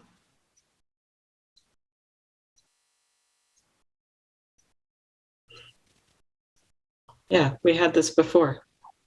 Yeah, what is the? No, keep going, keep going. There's nothing else. That's the end. Then it's not it. Then I have something that she doesn't have. Okay. I mean, that dark roof one, I think it's just a matter of, I mean, I have that dark roof one. I mean, I think that they've made their intentions clear about the colors, I think that's just a computer anomaly. Chip, where are you with this? Yeah, puzzled. I mean, it looks like an institutional building to me, particularly the facade facing Further Lane. I have a real problem with that. There's nothing, it doesn't relate to anything in that neighborhood whatsoever. The Oceanside's a little better, but I'm just sort of totally perplexed that this house would replace the house that's there. And my question, this is a choice, Well, I understand, but when you buy a property on an agricultural overlay, abutting or on or facing, there's other things that need to come into play and consideration, which is why we're spending our time this evening debating this. I will like to ask Jonathan his point of view. Sure. Well, when the drawings went away, but the first time when I looked at the rendering, the perspective rendering for the first time, all of a sudden I saw like little snippets of the first half of Frank Lloyd Wright's architectural life, one building after another, and here cut apart and plopped in there. So it's kind of this ash of these different images in a way that I find very odd, and the way the central one comes out was pretty aggressive. I think you can see that when you're in the area of Further Lane. It's facing Further Lane over the acreage of the preserved land. Excuse me, you don't. It doesn't. No, it's down the road. You turn off Further Lane and drive down into an area that's like. No, I know that. Yeah, but in that area, from the distance of Further Lane, you'll be able to see this house if you stop at the street. Yeah, I don't know. No, you're not going to see. Right, anyway, Further Lane. That's not the issue. I don't think. That's not the issue anyway. Yeah. So it's just that part is put together pretty oddly, and it it doesn't present like a house that would be in this area. Right. Julie, Scale wise. Julie, try on this one. See if you can find 106, which is a south-facing photorealistic rendering where it's like almost like taken from above. It's overhead of the view of the roof. Esperanza. I agree with Chip as far as it looking institutional. In fact, as far as the sort of the mass, the scale of it is concerned, I thought of the Maidstone Club, and thank you. And that was, I mean, this is what this looks to me to be, more of a club than a residence, a private home. So I just find that in scale, it's just completely out of proportion. The materials, it's not that I object to them. I think it's just got I believe it's got an excessive amount of glazing that then just doesn't fit with the idea of it having this ag easement, which technically could be farmed. Picture this home, this house, this structure with a working farm, 3 acres of working farm right next to it. It just doesn't seem to mesh. Okay. I used the word monolithic before, and I was, really trying to think about how I wanted to describe how my feelings when I saw it first. It was very slick. I agree with Esperanza in that it seems like a hotel conference center in a way, and therefore I think that the more traditional style of a home that surrounds this property is more in keeping with the rural area, and especially on Further Lane. I know that houses like this have been built along the ocean in Southampton all the way, through East Hampton, but they're not on ag overlay properties. And my feeling is it's not in keeping with the area. So I don't know how we can get from point A to B, but we can't belabor this any longer. I would imagine that all of the lighting is underneath all the roof lines, that there's no sconces or fixtures, because I don't see any lighting spec sheets in what I have in front of me. So that lighting plan would need to be addressed. And is there anything that Eric or Val wants to say before we table this for you guys to take our comments and considerations and then come back to us with maybe something to soften this up somehow? Yeah, I think Val and I and the client are going to have, we'll have to have a discussion about how that might be accomplished. Just so that you guys are aware, the existing house, the property owner has been speaking with Project Most, who has indicated they have some interest in perhaps locating their operations in there. So we're going to try to preserve and repurpose the house, the property owner, and obviously in a different location. Can I give you my address and have them drop it off? I don't think Project Most can operate on your property, Betsy. I think we would not conform with the zoning.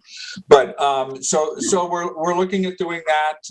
Ultimately, obviously we need a site for it. So that's just so the board is aware. At the end of the day, when we get through this, you may see the original house again in a different location when you guys do your site plan review. But we'll discuss it.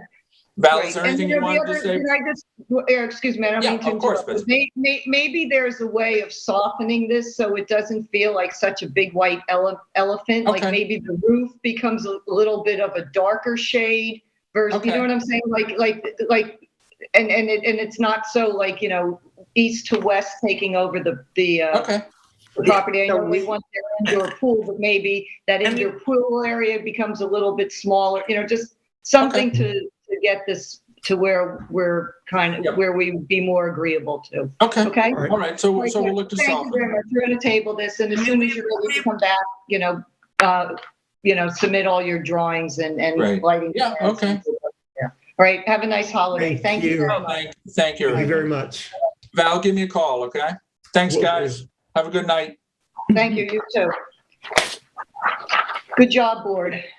Okay, change to commercial treescape at East Hampton condo, section 11A, tax map number 300-118-1, -67 300-118-1, 68 194 and 196 Treescape Drive in East Hampton. We're looking for Robert Timon, whose name is on the screen. And hi, Robert. How you doing? Good. I'm going to have Chip just bring us up to date with what's going on, and then you can jump in. Okay. Okay. Julie, can you bring up the two photos I gave you on the lighting fixtures?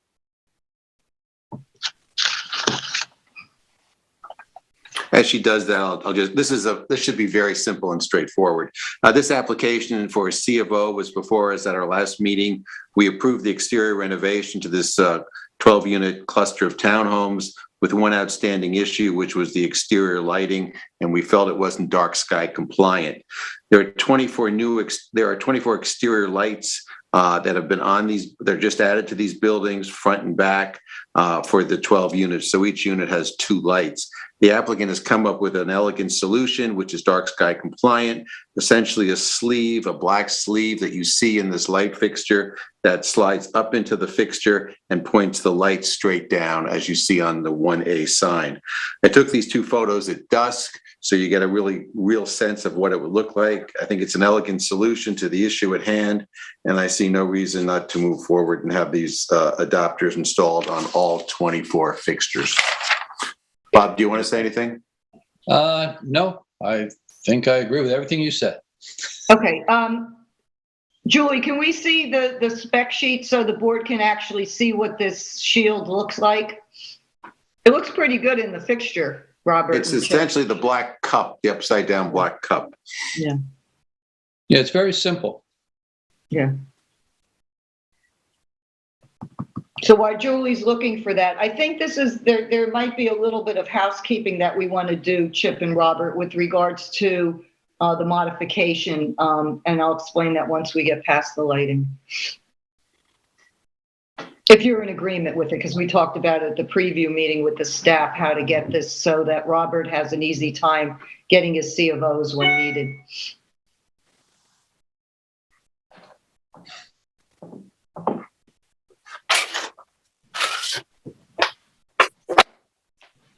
So let me ask a question, Robert, because there was a little discussion and me and another board member had a different recollection.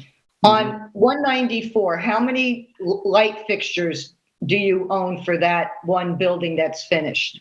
24. 24. It's 3 buildings. It's Right. 3 Right. buildings.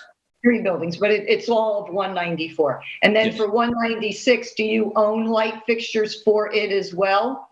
No, we haven't purchased anything, so we would get something originally dark sky compliant for that, and we'll run that by. And you're okay having 2 separate types of light fixtures on one group versus the other? Yes, yes. Okay, okay. They're far distant apart, Betsy. Yeah, okay, all right. So I'm going to continue speaking while we're waiting for that. This is Erica. I'm looking too. I can't find it in the file, but I know that We Robert had saw sent it. me. We saw it the other day when we were at the preview meeting.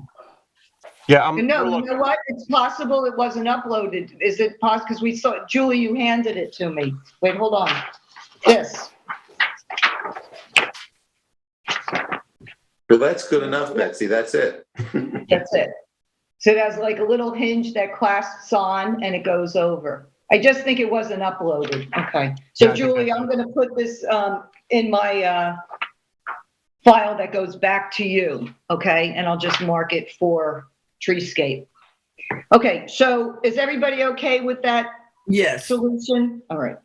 So we have a situation here where originally when the application for the renovations was submitted, they had 194 and 196 all enclosed on one.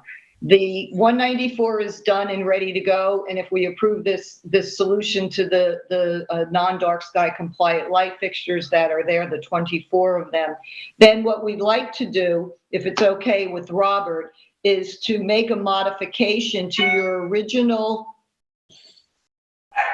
application that for 194, we are going to have one resolution that will include only 194 renovations and these light fixtures with this spec sheet for the adapter. And then we're going to create another separate modification for the 196 so that when you come back to us, you'll have it all separated out. So one's not holding the other one up for C of O. Is that an agreement? That sounds perfect. Yes. Okay, and it's going to take some creative work on Julie's, part in doing that, and I'm sure Nora will be able to help her with that. So why don't we do this? Why don't we, Chip, approve this modification for 194, and then also the modification to separate out 196 from the 194 resolution? Okay, I make a motion to approve the adopters that will be put on 24 light fixtures at 194 Treescape Drive, and that we then separate 194 from 196, and that we approve a C of O for 194. No, not approve a C of O. We'll have a separate. We'll make a motion for a C of O for 194. Okay. All right, can I get a second on that, Esperanza? Second. Okay, all in favor, Diane? Aye. And Jonathan? Yes. All right. Robert, do you have any questions? No, I appreciate all your help. Okay, so when you get the paperwork for 196, what you're going to need to do is then, wait, we can work this out. I'm gonna talk to Julie and Esperanza when we meet on Tuesday, because maybe what we'll do is hold off with the modification to 196, and when you have the lights for that, you'll submit them under this modification so you don't have to do another fee and another paperwork. Okay? So as soon as you can get us the new light fixtures to come back in front of the board to approve, then we'll do the 196 new application. Okay? Very good. Right. I'll get them to you I hope quickly. that makes sense. Right? Okay. All right. Thank you very much. Thanks very much. I got a second and everything, right, board? Yes. Yes. Yes. All right. Thanks, Robert. Have a nice holiday. Thank you. Enjoy your holidays. Thank you. Il Bucco, 231 Main Street, LLC, tax map number 300-171-2-4, 213 Main Street in Amagansett. I don't know who would be here for the application. It might be somebody from C.E. King, or it might be somebody from the restaurant. Is there anyone on? My mic is on. I've Yes. Can you hear me? Yeah, we can hear you. Hi. Can you identify yourself, please? My name is Deb Raleigh. Hi, Deb. So you're with C.E. King, correct? Yes. Okay, great. Okay. I'm sorry, Diane, go ahead. Yes. Yes, this is an application to install what they call a seasonal enclosure, which is to add panels to this sort of awning structure. 3 canvas and clear vinyl panels, one with a door between the posts of the overhang in the building to create a buffer between the cold outside and the dining room of the restaurant. It will be installed and removed seasonally. Now, this is a kind of amenity that is much more common in the city, in New York and in Europe, in restaurants, but is not so prevalent here in the Hamptons. I can't think of almost any, but it's certainly an understandable thing that they would like to achieve. It's something of a, it's nicer for the guests than crowding in that little alleyway in the winter. What they have included, they've included a color swatch with their proposal that is much more turquoisey than their awning. They're talking about, yes, it looks awful there. But they're talking about having it match the awning. In the front, right? In the front, which is it's not such a glaring color. Mm-hmm. But I'm almost wondering if it might be an awful lot of blue, even though this color is much better than that paint color that reads harshly on the computer screen. That maybe they should think about having it be blue and white, or How about the color of the with a facade of the white building? door, or white with a blue door, or something. How about just How about gray? the color of the building, Diane? Or the color of the building, maybe. Yeah. I'm sure You they're wouldn't going to notice want to it. incorporate their Il Buco blue somewhere. I mean, the restaurant is extremely Was well that done. really necessary? I mean, Right. I mean, that awning is pretty big to begin with. And then that alleyway is an alleyway between the building that the restaurant is in and another building. So to have this big blue vinyl enclosure, I think is not appropriate. And if it matched the color of the building that it's next to, the gray, I think that would be a softer. Yeah, softer. For that matter, if it's vinyl, why can't it be clear? Well, part of it is clear. But entirely clear. More clear. Well, the door is clear. I don't know that would look so good. Clear vinyl. I think it would look like a beam me up Scotty situation. Yeah, I think it would look awful, actually. Like all the bubbles that are popping up everywhere. Do you see this rendering is the back side? It will have a few inches of fabric around the edges.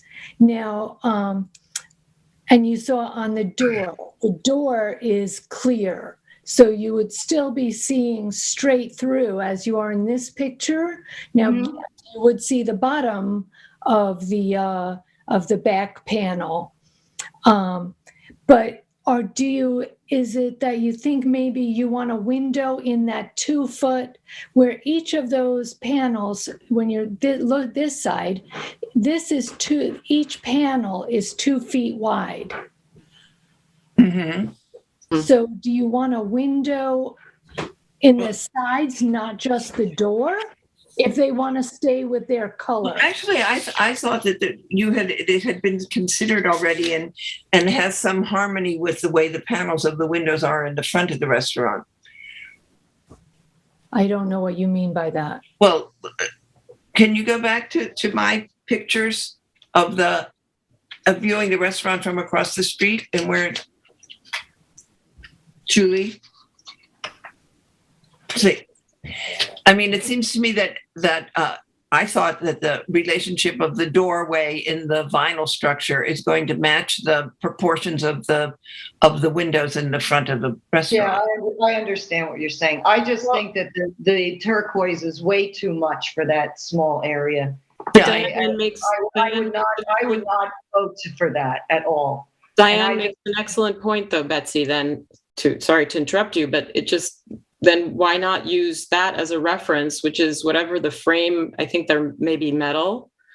Then, like we said before, a gray or something like that would emulate that existing. Right. Blend in with the building and the front facade of the restaurant that exists already. It looks very nice. If you look at the second story, it's a pale gray on that stucco. I would just match that. I have no problem with the design that she's, showing, because I think if you have it all vinyl, it's, when water spills on, splashes on it from rain, it's going to be a filthy mess. That if something, isn't so clear, that it wouldn't, show so much. But before we go any further, I just want to clarify something for myself. Has that awning have always been, not the front awning, the side metal frame, has that always been there when they took over the building?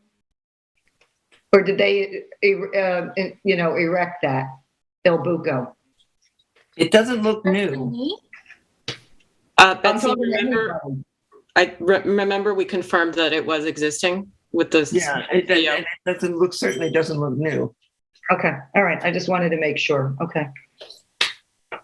Okay, so we can approve this with, or we can strongly suggest that they reconsider the colors. Now, may I ask, no, you're suggesting that they go with the gray on the top floor? Sorry about the noise. May I also give them the option where in this photo, the window frames look like a taupe color? Would it be all right? May I give them that option as well? What window frames? The ones I was referring The to. facade of the restaurant. Under the awning, under the awning. It's a gray color that's nice. Yeah. Well, It's a darker gray. It will disappear more. Yeah. I think either are home run.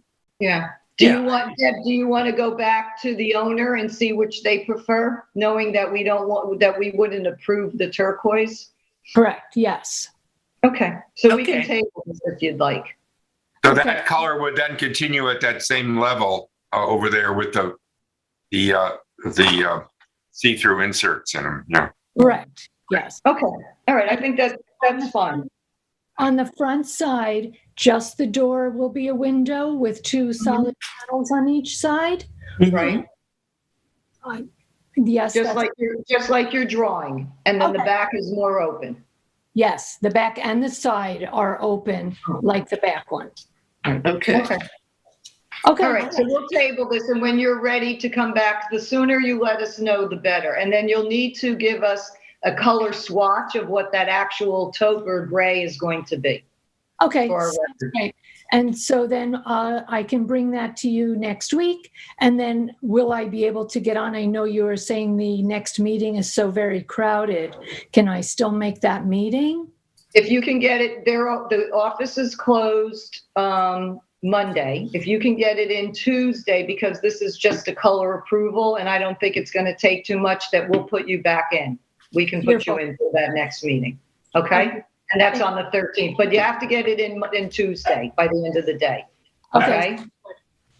Okay. All right, Julie, can you make a note about that? So when we see you on Tuesday, that we're going to try to get her in for the 13th, since it's an easy, quick shot.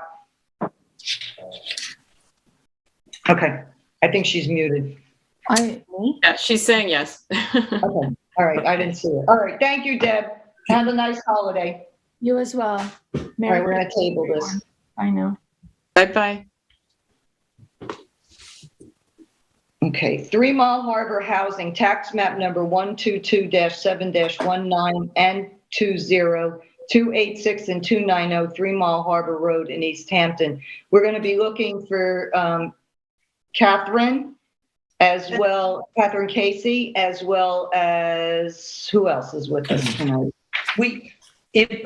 Dave Gallo, Allison Giosa from Georgia Green Ventures, the applicant, Jennifer Chook, Sylvia Lau, and Mary Lopredo from the Architect SBJ Group are on.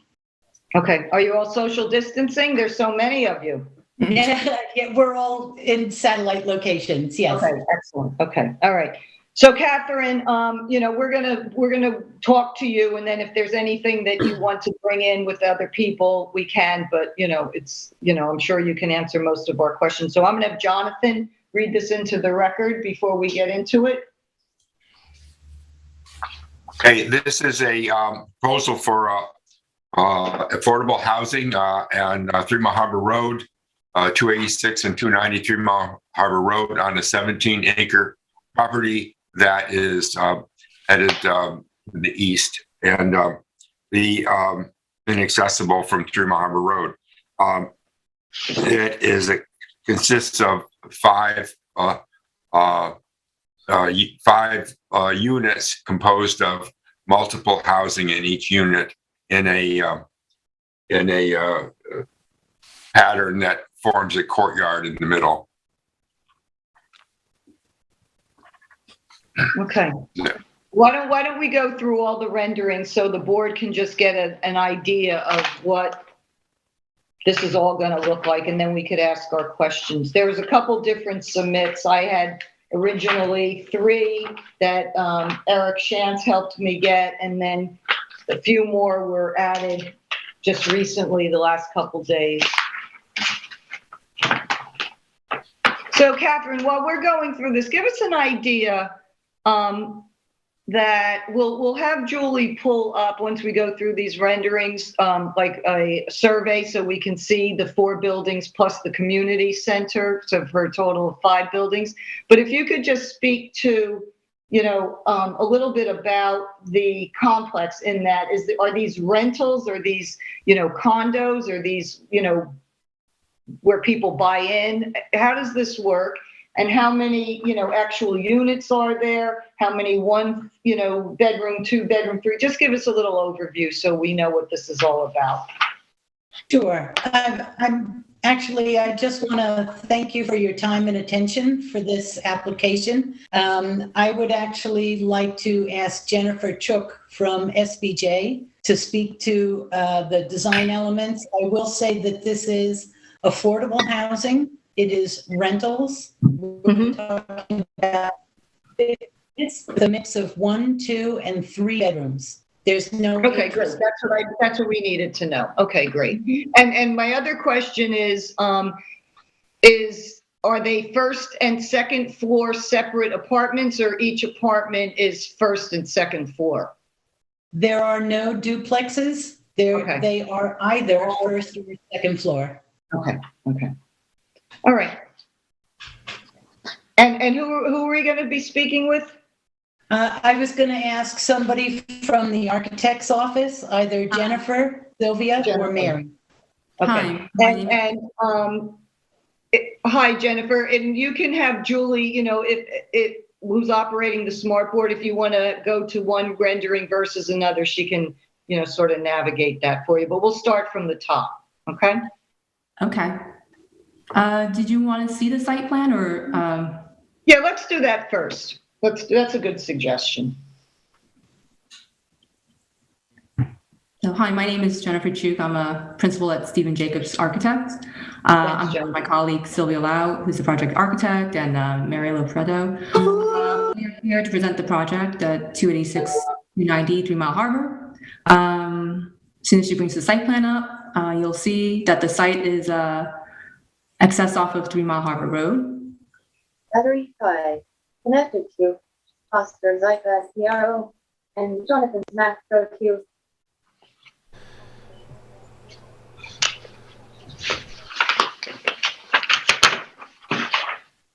Here we go. So the drive up to the project will pass through much of the natural woods that have been preserved, as well as a wildflower field that's being proposed. There are some large boulders on the site that we work to preserve as part of the open space of the project and are located in the front as you approach the residential buildings. Much of the development is located in the middle of the site, where the change in topography is least steep, and the east end of the site is undisturbed. We're proposing 50 garden-style residential units located in 5 residential buildings, sited along a circular ring road. A small mechanical building with a sewer treatment plant is located to the west and away from the residents. Julie, can I ask you to scroll back, yes, to that site plan right there? Jennifer, when you come in from 3 Mile Harbor, so you're going from left to right, the first building that is positioned north to south, is that the community center that I understand that to be? Correct. And is there rental units in that building? Yes, there are 6 rental units, and then on the south end is the community facility, which has a lounge, laundry, manager's office. Okay, so is all the laundry in that, or does each building have its own separate in the inside? All the laundry is in there. Okay, all right. And then the other 4 buildings that are positioned west to east, those are all just residential apartments, correct? Yes, correct. All right. So let's go through the renderings, Julie, and then the board could ask any questions that they have with this. And Julie, when you get done going through that, we'll have you Vanna White us the material board. So you can see that most of the entries to the residential units face outward toward the ring road. and is denoted with a recess in the facade and a sloped overhang. To accommodate the grade change of the site, the units are stepped in 1 foot increments to follow the site topography. And accessible walkways are proposed to connect all the units together. And then within the center of the property, we're proposing a central lawn. And there's also outdoor bicycle racks next to each of the buildings. There is also a bus stop that's been proposed in the front of the site, and as well as a pergola structure proposed in the back. Parking is located mostly on the outside of the ring road. The buildings are designed with a off-centered gable roof as a nod to the salt box profile. And we're proposing a gray birch colored hardy shingle siding, cobblestone colored trim, off-white vinyl single hung windows, and a dark gray asphalt shingle roof. The layouts are designed so that every unit has either a private patio on the first floor or a balcony on the second floor off of their living room, which faces the central courtyard. And is that what we're looking at right now on this 04 to the left? That's the community room, and then there's the other apartments to the right? Yes. Okay. The 5 resident buildings are proposed to be 2-story wood frame modular construction. And then, as we mentioned before, building 1 contains the 6 units and the common spaces. Buildings 2 and 5 will have 10 units, and buildings 3 and 4 at the end of the site will have the 12 units. And the unit mix is 10 1-bedrooms, 32 bedrooms, and 10 3-bedrooms. Jonathan, do you have any questions for Catherine or Jennifer? Well, I have one question. What looks like natural wood deck up above an entry. What is that made out of? It's ACQ wood? Are you speaking regarding the balconies? Yes. Yeah. Yes, those will be pressure treated MCA. Yeah. The pressure treated, they look bad from the get-go, and they just get worse every year. And I think that it would be a good idea to have a different material. And all the other entries and so forth are white. Why can't those be white? The other entries? On the other side of the building. You mean the front door entries that have the little overhang? Correct. Yes. Yeah. Let's take a look at that. And while we're looking for that image, just to say that I had the same. That was my only initial reaction to this, was that the pressure treated wood stood out, and I understand cost and materials. The materials are so expensive these days. I understand, but I think if you had something that, and I didn't think of the white like Jonathan suggested, but I was thinking, in my Santa wish list, that it was cedar, because the cedar would gray off and sort of blend in with the siding more. That I feel this pressure treated wood is a little jarring. I will take back the white comment if that isn't white on this, around the trim. I don't know. Can you blow that up, Julie, so we can see that front door and the trim around the windows? Maybe, Jonathan, you might have a point that we could expand upon. What color are the doors? They're not white. Yeah. And the entrance to the left, the bigger entrance, which is like the community center, I suppose. Julie, can you scroll to the left? What? There, that bigger entryway. I see what you're saying. And what type is that? The pressure treated wood also? No, that would not be. And what is that? The same color as the other trim? That would be correct.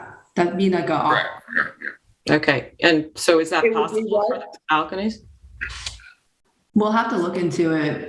We were trying to, obviously, as you mentioned, to maintain the most durable material and within the budget for the project being affordable. But I'm sorry, I missed what you said. What is the material on the entranceway? where that's showing that little design in the post holding up the roof line? Right there, yeah. What is that made out of? Sylvia, do you know? What?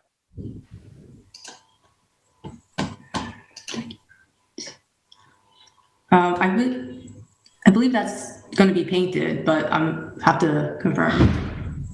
Correct. We're painting that off-white to match the cobblestone color. Mm-hmm. And the doors are going to be painted, or are they a baked on enamel, whatever it is, metal doors? They're vinyl door. Vinyl doors, that's what I was looking for. I have the material board here. Mm-hmm. And it shows that the siding is hardy. Hardy plank, right, in gray. Gray. And that the, hold on, window trim is cobblestone. Okay. So the window trim and the doors, and for like if it was going to match this, then everything would be cobblestone. Right. The only problem with, painting, all those balconies, that upkeep is going to be, not possible.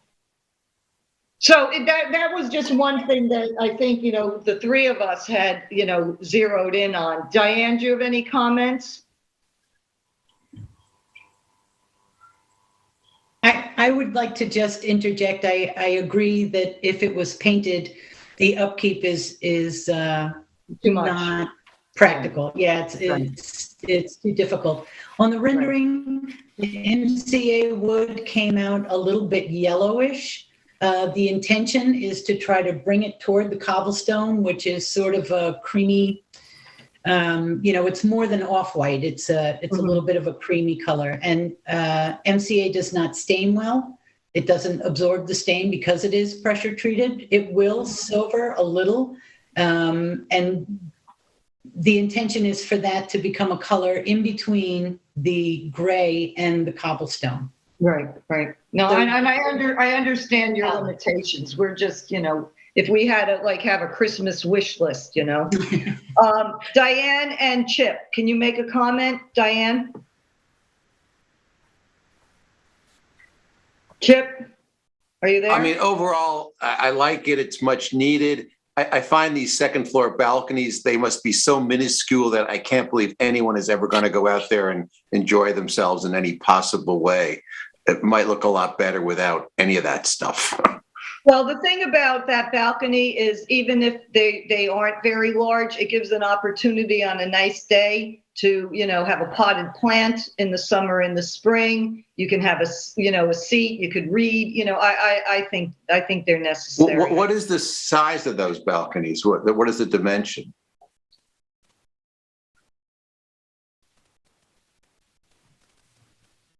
Jennifer? I think they're, one second. These balconies are very similar to the balconies at Gansett Meadow in Amagansett. Balconies in Amagansett, because it's the same development team that did Gansett Meadow. There we had vinyl, but we felt because this is more of a woodland setting, the colors are a little bit, we backed off the color a little bit and wanted to go with more of a natural wood look because the setting is different than. Yeah, one's a feel, yeah. Yeah, I think the Amagansett setting came out lovely. I think it looks nice. Yeah, I didn't really go in, but from the road, it looks like something that somebody would be more than happy to live in. So these balconies are the same dimension as those. I confess I don't know if it's 8 by 5. Yeah, 5 by 8. 5 by 8. Okay. Yeah. Excuse me, Chair. I'm sorry, Betsy. Excuse me, Chair. I don't believe Diane is in the meeting anymore. I don't see her anywhere. Oh, is it 6:15? Can you hear me? Left. Yes. Yes, she John. left. And she have to leave soon. Good. I can't see anything except the people. Yeah. Okay. So Chip, to your point, you can't really make them any bigger because then it goes into the window, you know what I mean? So I think it's better to have it than not to have it. You know, it's just an opportunity to get some fresh air outside your apartment. 5 by 8 is I don't have any other issues. Diane had to leave. I'd like to say one thing about the landscaping. The courtyard in the center, it's going to have a series of low trees. I'm not sure, you know, how close they are to the ground, but the images of that type of tree is kind of wide and short. And I'm thinking that that whole area in the middle is just a beautiful place to have sunlight, and there should be some terraces where people would be able to have picnic tables and go out there and eat. And whether that's going to be in the program or is that just, you know, in that one drawing. Our picnic tables right now planned. I don't think picnic tables come under our purview. No, I'm just thinking about the way people live there. It's kind of, you know, because there's 480 feet of evergreen on each side of this, which is like a freight train, and it's isolated automatically because you know it's a long narrow road, a lot. And it's like they're being, you know, held into a confined area and not really part of the rest of East Hampton. That's what the feeling gives to me. Yeah. So I think it's the site, John. I think it's the site makes it that way. I think it's 480 feet of evergreens is a problem too. Yeah. Are you talking about existing? No, in the site plan, in the landscaping plan. That was at the request of the planning board.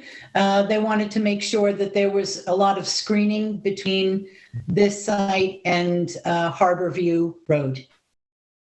Okay. Yeah. That was added at the request of the planning board. All right. Well, I think unless anybody has any other questions for Catherine and her group, are we in a position to move this forward, or does anybody feel that they need to get anything more? I think it's fine. It's fine. Esperanza? Yeah, I have nothing else to add. Okay, Jonathan? It's all right. I'll vote for this. Okay, so let's go ahead and make a motion, Jonathan, to approve this as presented. I move that we approve this project as presented. Can I get a second, Chip? Second. All in favor, Esperanza?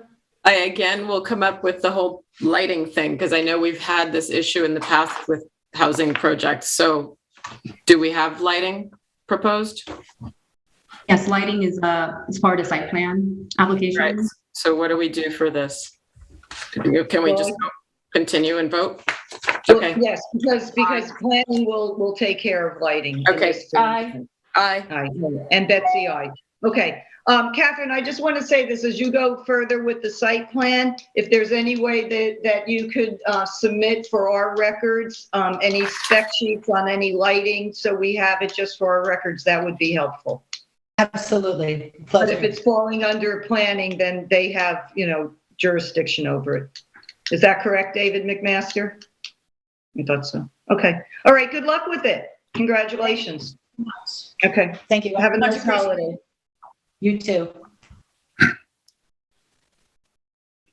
Megron Realty LLC 300-49-3-16. I can't see any of the presentations, so I'm going to go out and come back. Okay. 45. Betsy, I'm going to sign off. Chip. I thought you were leaving at 6:45. Well, so after this, I'll sign off. Okay, thank you. 45 Euclid Avenue, Montauk. We're looking for Isabel from Land Planning Services. Lori Wiltshire here. Hi, Lori. How are you? Hi. Good. Good. Okay, so this got a little tricky because, well, let me read into the record what this is. This is or was a application for a new building. Julie, if you can find the color photographs that they sent of the new building, semi-enclosed in between the Muse restaurant and then the Fort Pond native plants. This was a new, this was an application back in 2008, I believe, right? Does it go that far back?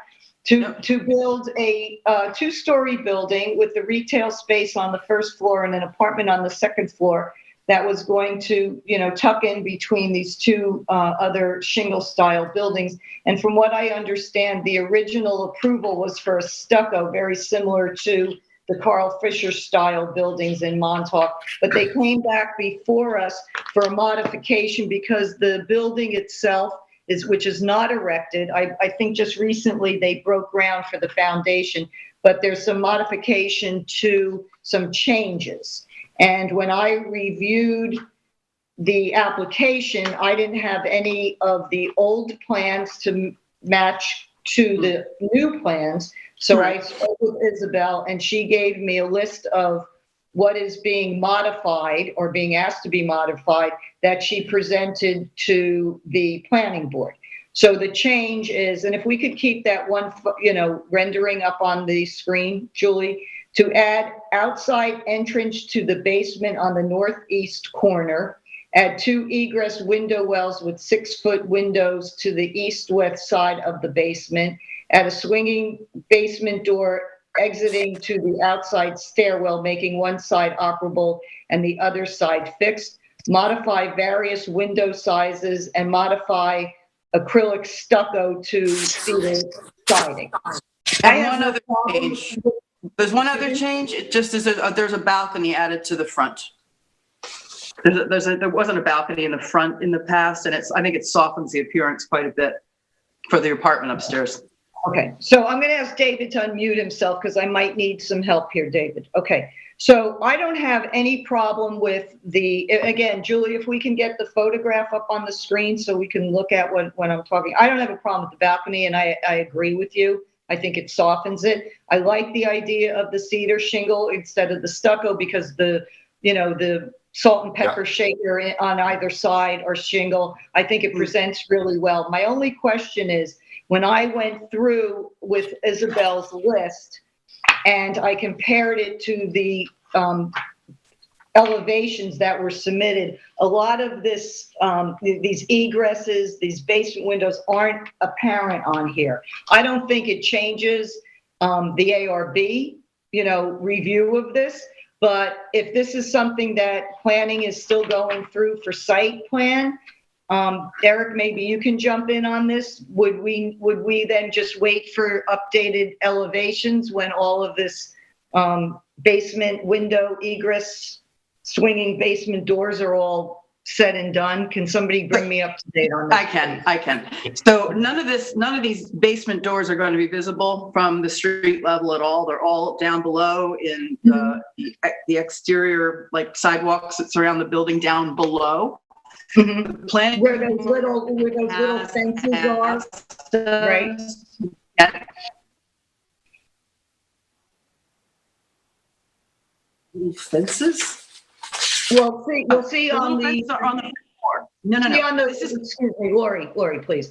The front and the back facade, over to the left and to the right, there's like a little fencing. Is that where the egress is to go down to the side? The little guardrails. No. Yeah. No, they're all below grade. I understand, but I'm just trying to understand where below grade they are. The planning board has already asked us for a revision that shows the foundation plan with the doors, which we're working on right now, and we will be getting you those. Okay, so I'll ask you another question. On the upper right side elevation, there's like a little balcony on the first floor. Is there stairs going down to the basement there? That is not clear at all on these plans. No, I'm just asking you.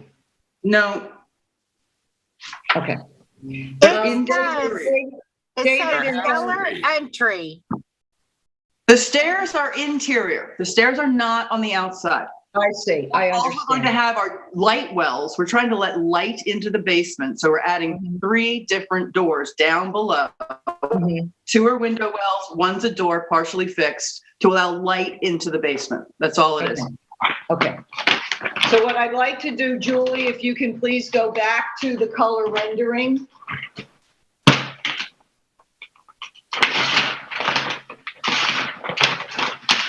I can't find the color renderings. Yeah, we both looked. I couldn't find them. Really? No, you just had them up on the screen when we first started. This is the only plan that we've had up. Yeah. Yeah. No, wasn't there? Really? Then was I looking at my own set of things that this? I think so. Can I get on the Yes. screen, please? Yes. But go to the plan. Yeah, all right, well. Yeah, Julie, stop screen sharing for a second. Can you see these? Now Yes. we can. Now we can. This was submitted. These should have been uploaded. Whoop, burp, burp.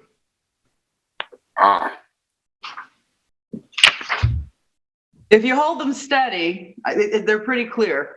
It's not too hard to see. But I'm just trying to angle. There. Perfect. There we go. There we go. And you don't have There's your those. balcony. You can't see the wells down below the side of the building at all. And we will be giving you revised renderings that include the basement doors and window wells. All right.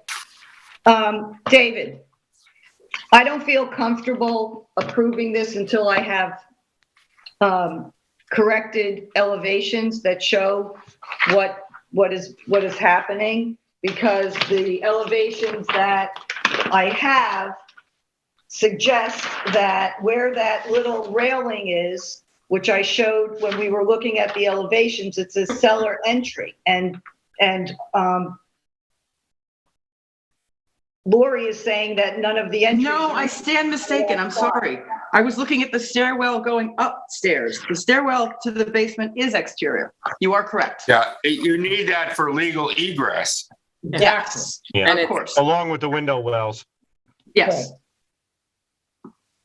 Yeah, the only change that's really needed of the elevation plans that was requested by the board, and Julie, if you can scroll down to the last sheet on this set here, is if you look, the window wells, and Lori's right, the way that it's drawn on this floor plan, the window wells are below grade. But the board wanted to see those outlined. You see the dashed line that indicates the basement. The board wanted to see where those lined up, on the building to get an idea of what it looked like.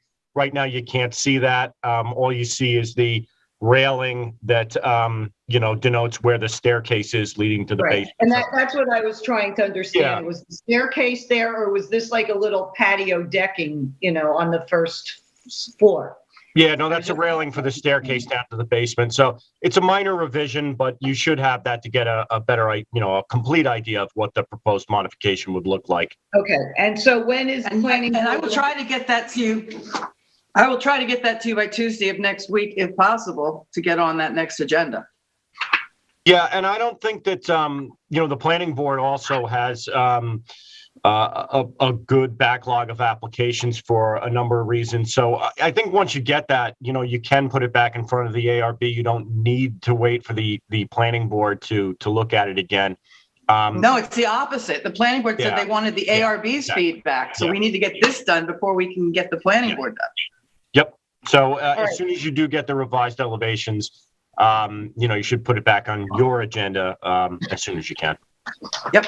That would be great. If nothing on these elevations that we're looking at now is going to change, I think that we could poll the board or take a vote to approve this. I have no problem with this build out or the proposed build out. I guess what I don't have is lighting specs for where there's these sort of lantern canisters or whatever they are. I'm assuming they're going to be dark sky compliant. So I think what I would want to do is table this Lori, so I could get from you updated elevations wherever they're needed, as well as spec sheets so that the board can vote on the lights. Now, the planning board has the purview on the lights on this one, so we can just submit them for your information. Yes. Okay. But I still think we're going to want to see them from an aesthetic standpoint, what they actually look like. Okay. Are we okay with that, David? Yes. So let me just really quick go through the board, Chip, because I know you want to get going. Based on the color renderings that I held up, unfortunately, I don't know why they weren't uploaded. Can you tell me if you have any issues with this change from the stucco to the cedar, and what else? That was pretty much the biggest deal, right? Yeah, just the balcony. I'm fine with the changes. All right, thank you. Goodbye, Chip. Have a nice holiday. Thanks, you too. Thanks for sticking around. And Jonathan, where are you on this? I don't have no problem either. Yeah. Okay, and Esperanza? Yes, I agree. It's fine. Okay, so what we're going to do is going to wait for updated elevations and lighting specs. You got it. We'll have them to you by Tuesday, I hope. Yeah, we can probably do that because it's going to go quick. You know what I mean? Yep. Sure. It's not a long drawn out. It's just those two housekeeping things. All right. Very good. It is the Christmas weekend, so if I got them in by Thursday, would that be okay? No. Just as long as you have them in by Wednesday, because we're going to close that agenda. All right. My client's listening. Sam, get them to me on Tuesday or Wednesday. We'll get them in. Now, if all of a sudden you don't have the lighting specs and you want to get moving on the approval for the resolution, you could always come back and do a modification to the resolution with the lighting. Or just add the lighting to your file because the planning board has the purview. Yeah, but we still want the board to, review it from an aesthetic standpoint. No, there'll be another modification. Okay. All right. Well, hopefully they'll have everything for us. Yeah. Okay. Great. Very good. So we're going to. Thanks very much. Everyone have a great holiday. You too. Thank you. Thank you. Okay. If one more board member drops out, we're going to have to close the meeting because we won't have a quorum. Well, I see Santa Claus now. We're almost done. All right, business signs. Rosie's, tax map number 300-171-1-195 Main Street. And we're looking for Christina from Hampton Signs, I believe. Chair, I don't see anyone in the Zoom with that, but I do have a number on the phone that could pertain to that if I can let them in. Okay. I have a phone caller with the last 4 digits ending in 1220. I'll unmute that caller now. Julie, I'm going to ask you to unmute yourself. Hi, because I'm going to need you to work with me on this since Diane's not here. Okay? Thank you. Hi, is this Christina? This is Tristine. Christina is the tenant at Rosie's. I'm Tristine from Hampton Signs representing them tonight. Okay, great. Thank you, Tristine. Okay, so I have a couple questions before we get into this. We looked at the application originally, and it was just to put the Rosie's lettering up on that mansard roof, right? But then we realized raised that lettering on the shingle. Right, but then we realized that in our records, we don't have a resolution, an application, a resolution, or any approval on the vinyl lettering or whatever it is on the windows. There was the image that you submitted, not that one, Julie, if you can go to that one, right? That was the original window, I made correct? a note on the submission that the window lettering was existing. Yes, but it wasn't approved. But it wasn't approved. We have no record that they came before us for approval. Do you have that? Because maybe it just got lost in our records. From what I understand, she went through approvals prior, I believe, for an awning. I'm not sure. I didn't represent her for any other submissions, but possible. I know Okay. she mentioned for sure the awning. Okay, here's the thing. The representative was Britton Bistrian, and it came before us and we approved the awning. And then she wanted to swap out these existing pane glass windows for the new windows, and we approved that. So let's go to the updated windows pictures that Diane took. Okay. Okay. So the lettering on those, that's the new windows, correct? Because they have the little service window? Right, because they can shift them up now, yes. Right. Those lettering, we don't have records that they were approved. So what we're going to do is we're going to table this application, right? And we're going to ask you to resubmit it with resubmit the size of what those letterings are. Like take a photograph and give us the size so that we can calculate that with the roof lettering and make sure that you're not over 20 square feet. If you look on the application I submitted, I actually put the square footage for each graphic on the application for the existing portions. And if you do the math on the square footage for the left window, the right window, and the roof, we come just under 20 square feet. Okay, so now I'm looking at this because Diane said that this wasn't part of the resolution. So the window graphics, my mistake, right? You have the first one, which would be Rosie's, is 5.52 square feet. Is that correct? And then the one that says, and then the one that says Love Affair is 5.98 square feet in total. That's what Is that correct? Okay, all right. And then the raised letters on the roof line is a total of 8.49. 8.47. 8.47, okay. And that's a total of 19.97. All right. My mistake, and I apologize because in speaking with Diane, she didn't say that she had all this information in the application. I should have looked at it closer. All right. So it comes to right under 20 square feet. So you're within the code. Does anybody have any questions about adding this, the lettering above? If you look at some of the pictures that Diane sent, Julie, if you can go down the street with this, you'll see that other businesses, Inner Sleeve Records, and then further down, I think Lazy Point, they do have lettering up on the Mansa roof. I don't have any problem with this, Esperanza. No, it's fine. It's fine? Okay. Jonathan? No problem.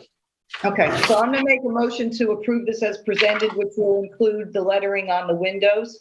And I need a second, Esperanza. Second. And all in favor, Jonathan?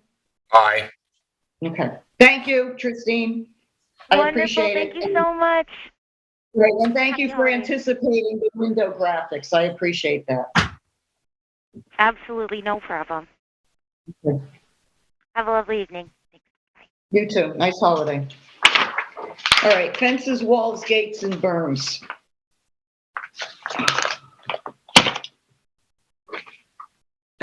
Louise Fisher and Philip Bruno, tax map number 300-200-5-9116 Old Westlake Drive in Montauk. This is a housekeeping thing. This was before us the last meeting on the 9th of December, where we denied the application for a 6-foot gate along Old Westlake Drive, and I failed to make a motion, and I needed a second. So I'd like to make a motion to deny the application as it was presented. Can I get a second, Esperanza?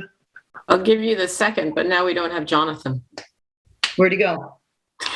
Maybe he went to the loo. I don't know. There he is. Are you waiting for me? Yes, I need a second on something that I had to do a little housekeeping. It was, I forgot to make a motion for Old Westlake Drive, 116 Old Westlake Drive. So I made a motion that we denied the application as presented. Esperanza seconded. Are you in favor? Yes. Oh, thank you. Okay. Zachary Zatliff, tax map number 300-24-4-42, 11 Sheepfold Lane in Springs. is Zachary on the line? Yes, good afternoon. Hey, Zachary, how are you? Doing well, how are you? I'm good. We're going to ask Jonathan just to read into record what your application is for, and then you and Jonathan can tell us what's going on. Okay, this is for a pre-existing driveway gate, and this is for approval of a pre-existing driveway gate, which is 6'7" tall and 14 feet 1 inches wide. And it's in the photograph here. We're seeing.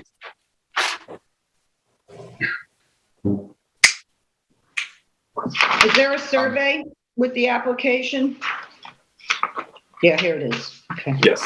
Can we pull the survey up, please, Julie? The gate is within the property line. I don't see the gate on the survey. It's a red line. You see that? Oh no. See where it says G of gravel? That appears to be, that's where the survey, my survey shows a gate. Okay, well, the other surveys aren't marked. Oh, I see. Here's another one. Oh, I see. Okay. There should be one in there, Julie. That's a smaller version of the original survey. There you go. Yeah. All right. And how many feet is that off of the property line into the driveway about, Jonathan?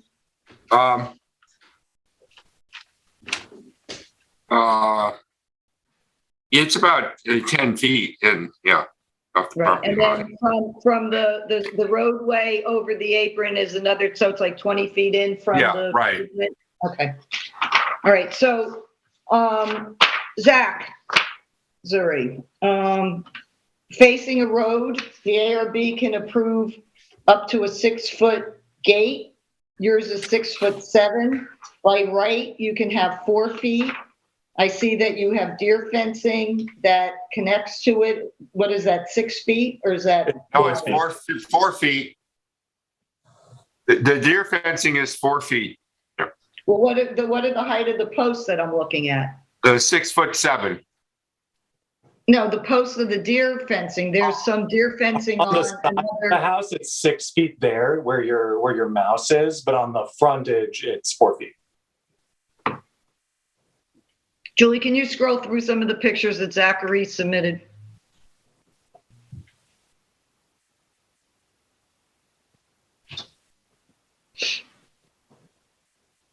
I like your blurry background. Thank you. You don't want to see this mess. Yeah, I need to blur my background.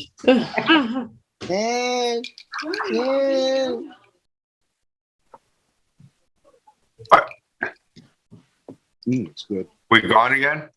I don't see any other pictures in the folder. Oh, here we go. Yeah. Well, he submitted 3. Right, and we were looking at them, Betsy. You couldn't see? That's one of them. All right, that's what I'm looking for right there. Okay, you Yeah. see that post to the left? That's not 4 feet. That one No, right that's there. 6. On the side of the house, it's 6, and on the front towards the road where the gate is, it's 4. So that's right, that it's 6 there on that side.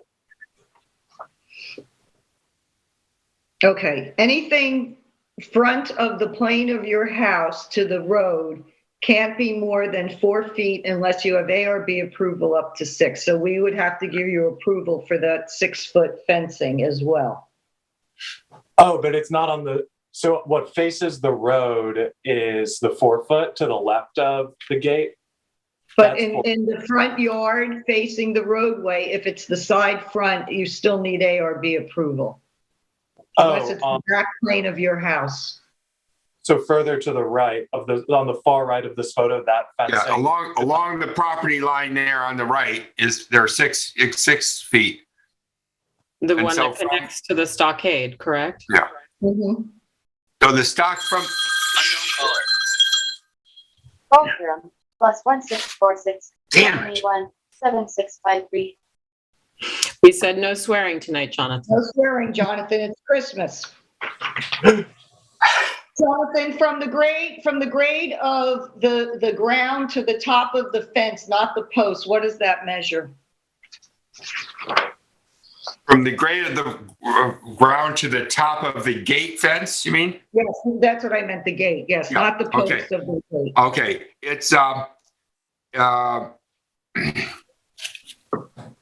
let me just I have it written down here. It's 6'2" on the right hand side and 6'6" on the left hand side. And when you measure the post to the grade to the top, that's where you're getting your 6'7"? Yeah, that's a little bit taller, yeah. Okay. Tell me about the neighborhood, Jonathan. The neighborhood is, you know, a pretty open and casual, and you can see through the trees pretty well. They're not necessarily overly thick. I think that this the gate is really large, and I was looking at it, and the way the pattern, the nice looking, you know, pattern that is there, the gate could be cut at 4'8" or 5'7" at the appropriate spot, keeping the same, you know, pattern going up. Is it easy to modify that gate? It's only a hinge. It's not electrified. It's a hinge. You would just lower the hinge down on the wooden post. It's one of the easiest things to do. Okay. All right, Zachary, what do you want to do to bring this into compliance? How are you feeling about this? Like I said, if it's 4 feet, you don't need ARB approval. You can cut it to 4, call it a day. Or 4 feet, we can give you the extra 8 inches on it. Where's your head on it? And Jonathan, you're saying there's not a lot of gates up in the neighborhood? I didn't really see too many gates, and I didn't see any big ones, certainly. Yeah. Right. So I stole the design from a waterhole house a block over from me, a block closer to the beach. So I thought I was keeping a little more in spirit with the neighborhood. That said, I apologize. I didn't know at the time, this is my own fault, that I was doing something against the building code. And even so, I was offered 2 options, 4 feet or 6 feet. I asked for 6 feet, and like, I'm not going to lie, in my review or, you know, in my application to get it up to code, and it is taller than 6 feet. It's taller than I am. And so, you know, I'm just being honest here. Right. Initially, the front fencing was 6 feet as well. As soon as I learned that, you know, was not allowed, I had that cut down to 4 feet by the landscaper. That said, they're trying to charge me a lot of money to amend the gate down to 4 feet. Now I'm, you know, pretty fully aware that the existing structure is just not going to work. And so I think if my options are kind of like, do I want to, you know, revisit this process and try to get it to 4'8", or, you know, work with them to just cut it down to 4. If I'm already cutting it down, I'm just going to cut it down to 4, because then it's going to be, it's not going to protect my property from deer regardless. And then B, it's just going to be in the same height of the existing fencing on the frontage. So I'll just go down to 4 feet. Okay. Can I suggest also for the fencing, the 6-foot fencing along the side where it goes along your property line and in, once you get to the area right at the end of the word driveway where it goes behind the front plane of your house, you can have 6 feet by right, but from that little like corner, if we can go back to the survey to cut that down to 4 feet when you're doing the gate, you wouldn't need ARB approval. Okay, and so it's really just that last. I'm trying, Julie, if you can go back to that one survey where he has the red line, the smaller survey. I just want to explain that to him. I like the design of the gate, though. I have to say, it's, you know, it's open and it it sort of coordinates with the design of the wood of your house. I think it's going to look nice at 4 feet. Okay, so I think it's an elegant design. Yeah. Yeah. So if you go from the red line where the blue arrow is pointing, and you bring your deer fencing down to 4 feet and follow along to around where the corner front plane of your house is, where it's like if you take the Y and driveway and go to where your, house area is, or more so where it sort of tucks. I wish I could point this. Do you got a pointer, Julie? Yes. All right. Come along that road, that driveway rather, on the side of the road. Come down towards the blue arrow. Okay. Now go on the property line, bring it down, follow the property line. All right. Now go up where, right? Go back. All right. Now see where that right there, that area. Now see where that curves and it comes to a little point right there. About there. Right there. Okay. If you go 4 feet there, you're about where you're on the back side of your property, your front plane of your house. You'll be able to do that at 4 feet. You don't need ARB approval. Okay, great. Got it. Does that make sense? I'm sorry. It's been a long evening. I'm getting a little brain dead. No, that makes complete sense. And there's existing fencing that's 6 feet from my neighbor that starts there. And so I can just cut it down to there, that existing wood fence. That's right. And then it will all be at 4 feet and you'll be in within code compliance. Okay. Great. I look forward all to right. it. Well, good luck with that. So we're going to table this in case you have to come back for any other reason. Sounds good. Okay. Thank you. Matthew Kobias and Brooke Schwartz, tax map number 300-160-3-125 Palma Terrace, East Hampton. Is anyone here for the applicant? Yep, that's me. I'm Nick Zapola from Zapola & Associates. Hi, Nick. Hi. Okay, so I have some pictures. Julie, can we show my pictures instead of the ones that were submitted? I understand that this was a newly purchased home and they inherited these 7.5 to 8 foot pedestrian gates on the front part of the property. That's correct. Yes, we were contracted to finish their basement. And when we went to get our final approval, the building inspector noted that these gates were non-compliant. And we had a conversation with our client and said we could cut them down to 4 feet or we could go for ARB approval. And my colleague in my office was actually was supposed to be presenting this, but he's literally having a baby right now while his wife is. So congratulations. I'm here in his stead. Okay. I lost something. Oh, no, there it is. Okay. All right. The gate going towards the back of the house is from the grade to the top of the post is 8 feet. The pedestrian gate going into this very small front yard is about 7.5. Julie, I was looking for something, so I missed your other pictures. Can you show the front that I took?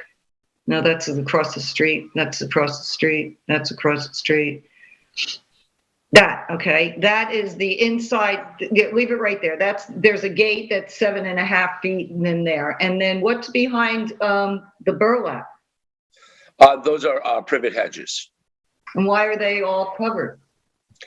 They had their landscaper told them that it was prudent to cover them for the winter. So that privet loses their leaves. They're not an evergreen. They're deciduous. So I never saw anybody cover privet. My problem is if you're looking out of the window of your house across the street, you're looking at a huge amount of 8 foot covered privet. It's appalling. I think it's hideous, frankly. Their landscaper. So Julie, if you could, let me just get on my soapbox a little bit. If you can go to those pictures of the other houses that I showed you. Okay, that's across the street. There's no gates. This is down the road. There's no gates. There's no covered privet. You see how the privet loses all its leaves in between these two houses. The Palma Terrace is right off of Cedar, and it runs parallel to Cooper and I guess Cheryl.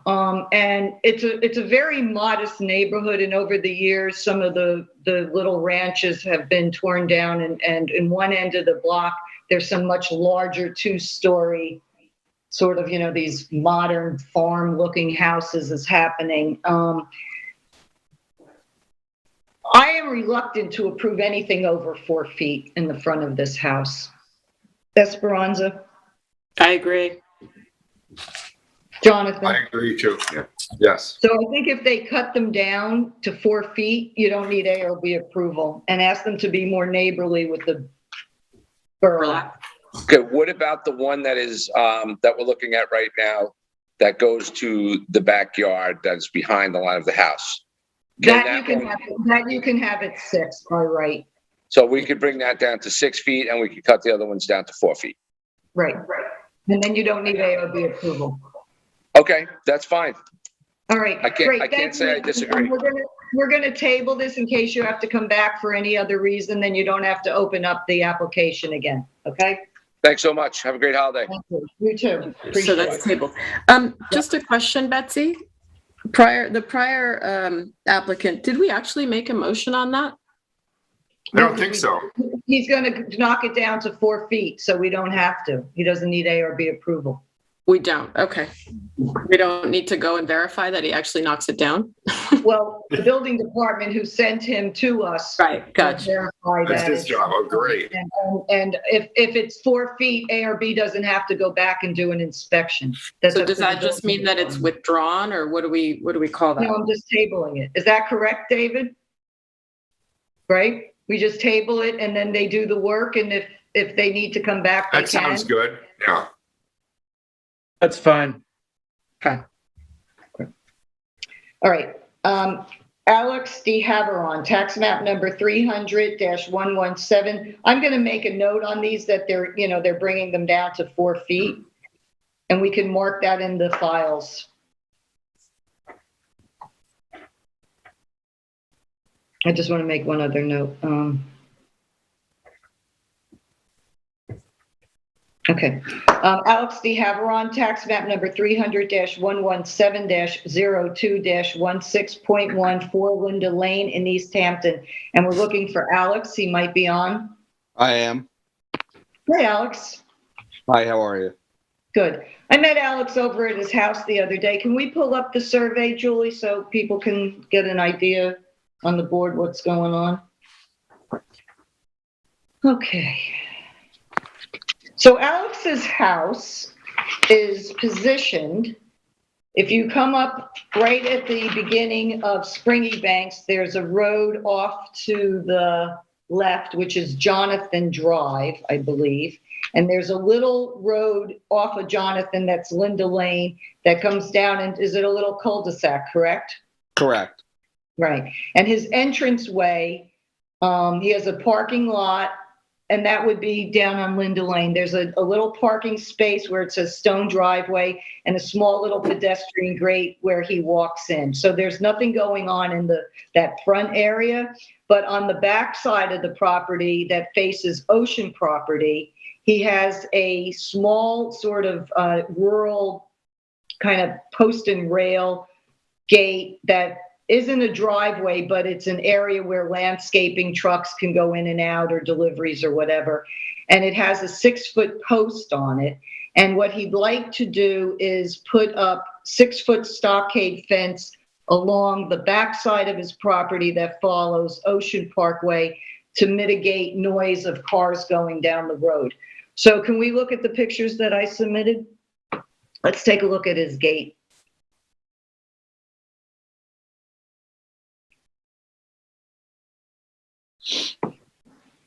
What time is it? Oh, it's not so bad. 7, yeah.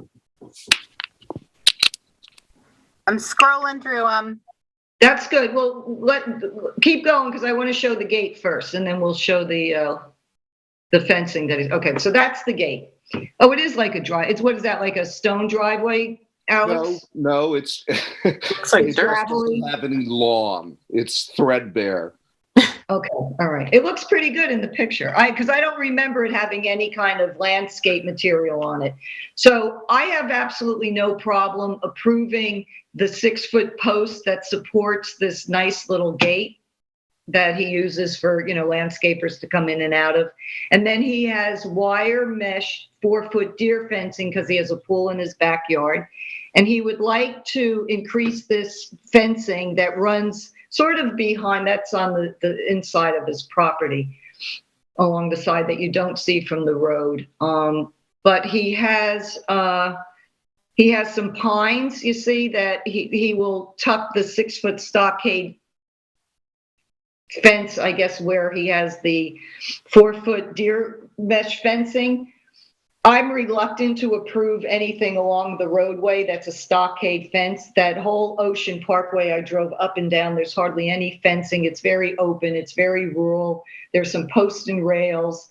You know, it's nice. I like the look of this gate in that area. So my recommendation to Alex was going to, if you would like to do something without ARB approval and you want to, you know, mitigate some of that, you know, low traveling, you know, cars on your road, is to put a 4-foot stockade fencing in that area that you'd like, and then you don't need ARB approval. Ms. Petrosky? Mm-hmm. I would like to table my submission at this point for the 6-foot stockade fence. Okay. You want to give us a reason why you want to table it? I want to think about it. I think 6 feet is excessive. It is. Thank you. Thank you, Alex. I think, you know, I understand how you feel. That's your backyard. It's where you are with your pool. I think if you did a 4-foot stockade, I think you'd be really happy with it. You know, it would stop the roadway noise coming in and you'd feel a little bit more private. And if you decide to do that, you don't need to come back, but we'll table it. Thank you. Thank you. So we Okay, need have a nice holiday. wait, so we need to approve this, though? Oh, yes, I need to approve. Yes. So let me make a motion to approve the 6-foot post on the 4-foot gate. Can I get a second, Esperanza? Thank you for that. Second, yes. All in favor, Jonathan? Yes. Okay. And then Alex, you'll get a resolution from us so that you can, if anybody from the building department comes to you and says anything about that being at 6 foot, you'll have proof that the ARB approved that post. Thanks very much. You're welcome. And thank you, Esperanza, for Happy holidays. Thank you. Bye. Okay, so that was approved for the 6-foot post, and it's tabled for his submission to do a 6-foot stockade. All right, Brian Driscoll, tax map number 300-172-8-11111, Miacoma Lane in Amagansett. We're looking for Richard Sperber. Here. Hey, Richard. Hi, how are you? Good. Esperanza, you want to read into the record why Richard's back to us, and then we'll ask him what's going on? Yes, this application has been before us. This applicant has been before us several times regarding a driveway gate at 111 Miacoma Lane. It had been agreed that at the last meeting that what we're looking at now, this existing driveway gate would be reduced to a 5'4" driveway gate. And then the existing columns, which are 12 by 12 white columns, would remain. Apparently, the applicant wishes to modify the application and change the pillars to stone pillars. They would be the exact same dimensions, 12 by 12, but they would be a sort of a gray patterned stone on each side, and then this gate design. And there is a picture that was submitted of the new gate design. Yeah, let's take a look at that, Julie. And Rich, are you cutting down the existing gate? No, the entirely new gate.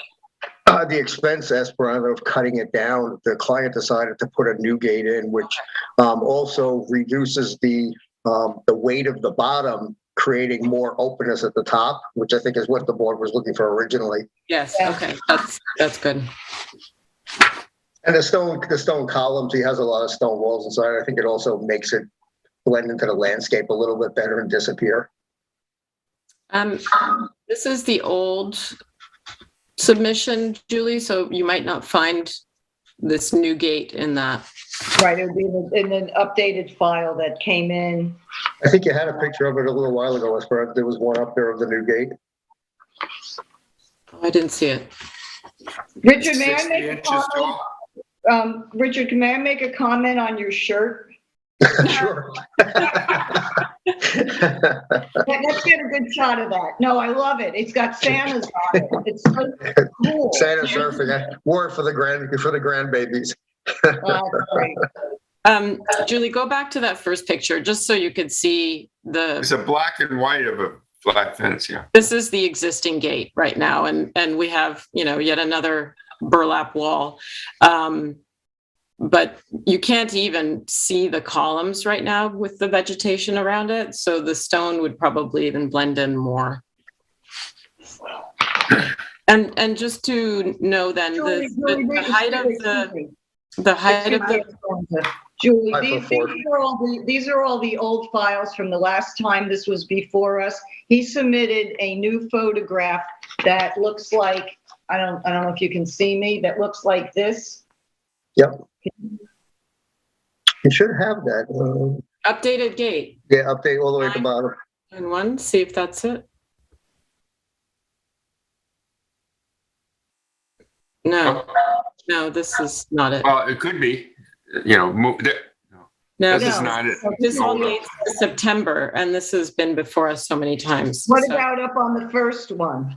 This is the gate. That's it. There you go. Yes, that's the new gate. Right. So as you see, there's more light and air at the top, and then the bottom solid panel is even lessened. Right, and Richard received the resolution already to reduce the gate to 5'4". So his proposal is for this all to be basically 5'4" gate with 12 by 12 stone pillars. At what height is what I wanted to know what the pillars are. That's what I'm trying to get out. It's like Pennsylvania wall stone. You've seen them all over town. No, the height. The height. Oh, the height.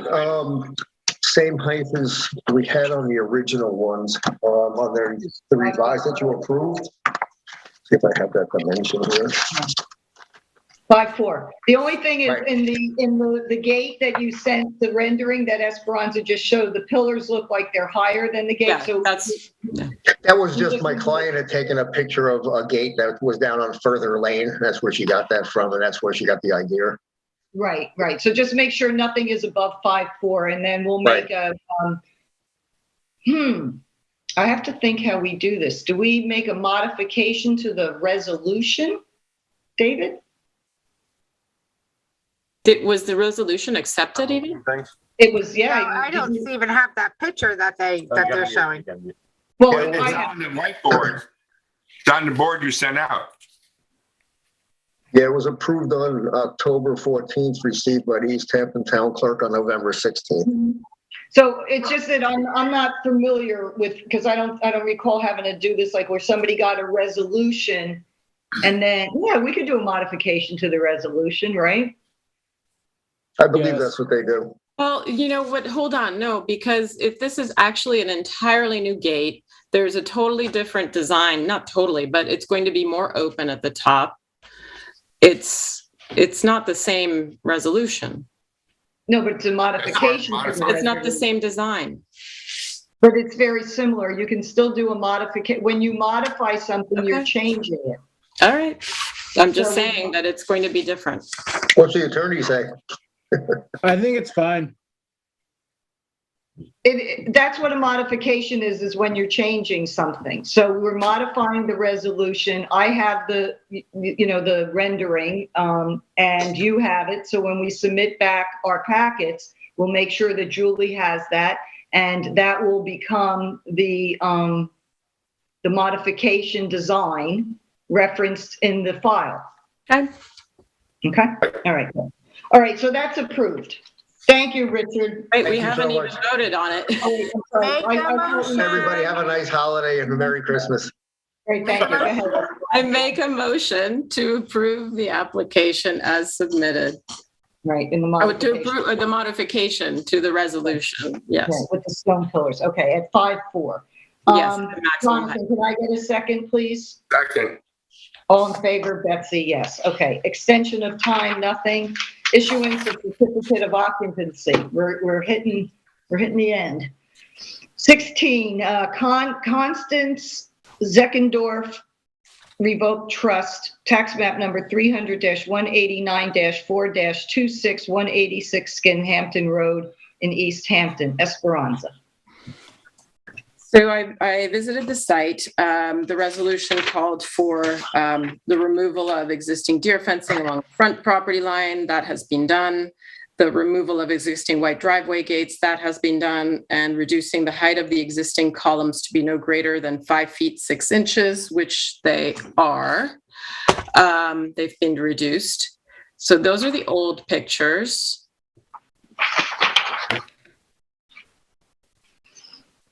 Okay, that's new. So these are the pillars that are now standing at 5 feet 6 inches on each driveway entrance. And then these are the new pedestrian gates, but we didn't really need to approve these because they're at 6 feet. I mean, they're a little over, they're 6'3", but we apparently had them in our resolution, but they're behind the plane of the house, so. Right. Mm-hmm. Is it open like that? Yeah, everything is just as you see it in this picture. And it's a really big improvement because the deer fencing in the front before. Yeah, it's chicken wire or it's wire. Chicken wire in there. Okay. Yeah. Yeah, it's wire and the cedar. Yep. So it is all perfect as far as I can see. So I would advise staff to instruct the building department that this application is ready for a certificate of occupancy. Can I get a second on that, Jonathan? Yes, second. All in favor? Betsy, aye. Okay, great. Diana Conklin Voorhees, tax map number 300-200-1-21.8, 143 Wayne Scott Main Street in Waynescott, Esperanza. This is the historic landmark of the Conklin House on Main Street in Waynescott, and the resolution called for the replacement of 4 existing windows on the north, south, and west facades of an existing addition on the west side of the residence. These windows have been replaced, and they are the 12/18 gridded double hung windows, consistent with the windows of the original house, as you can see in the picture, and as specified in the Marvin Windows and Doors spec sheet submitted. So I have no objection to making a motion to instruct staff to inform the building department that the applicant has satisfied the conditions of approval and this application is ready for a certificate of occupancy. Great. Can I get a second, Jonathan? Yes, on condition it is 12/8, not 18. I did say that. I said 12/8. You said No, you 18. said it's okay. It's all right. It's all right. No problem. You did. I second it. All right, thank you. And all in favor, Betsy, aye. Okay. AMR Shark Shack. Tax map number 300-77-5-7, 199 3 Mile Harbor Road. This is my last application. This was before us for a certificate of occupancy back in June of this year. And I guess I failed to include, there were 2 resolutions, one for 7/11/19, and 12/10/2020. So I failed to include the July 26, 2019. So I make a motion that the applicant has met all the requirements of both of his resolutions, and therefore I instruct staff that this is ready for a certificate of occupancy. Can I get a second on that, Esperanza? Second. All in favor, Jonathan? Yes. Okay. Yes. All right. Yeah. Cool. Out there. Thank you very much. Julie, thank you. Eric, David, everyone. It was a good meeting. There's a lot of work there that went into it, and I appreciate everybody's work. Good night and happy holidays and Merry Christmas, everyone. Thank you, Betsy. Thank you. Happy holidays, everyone. Good night.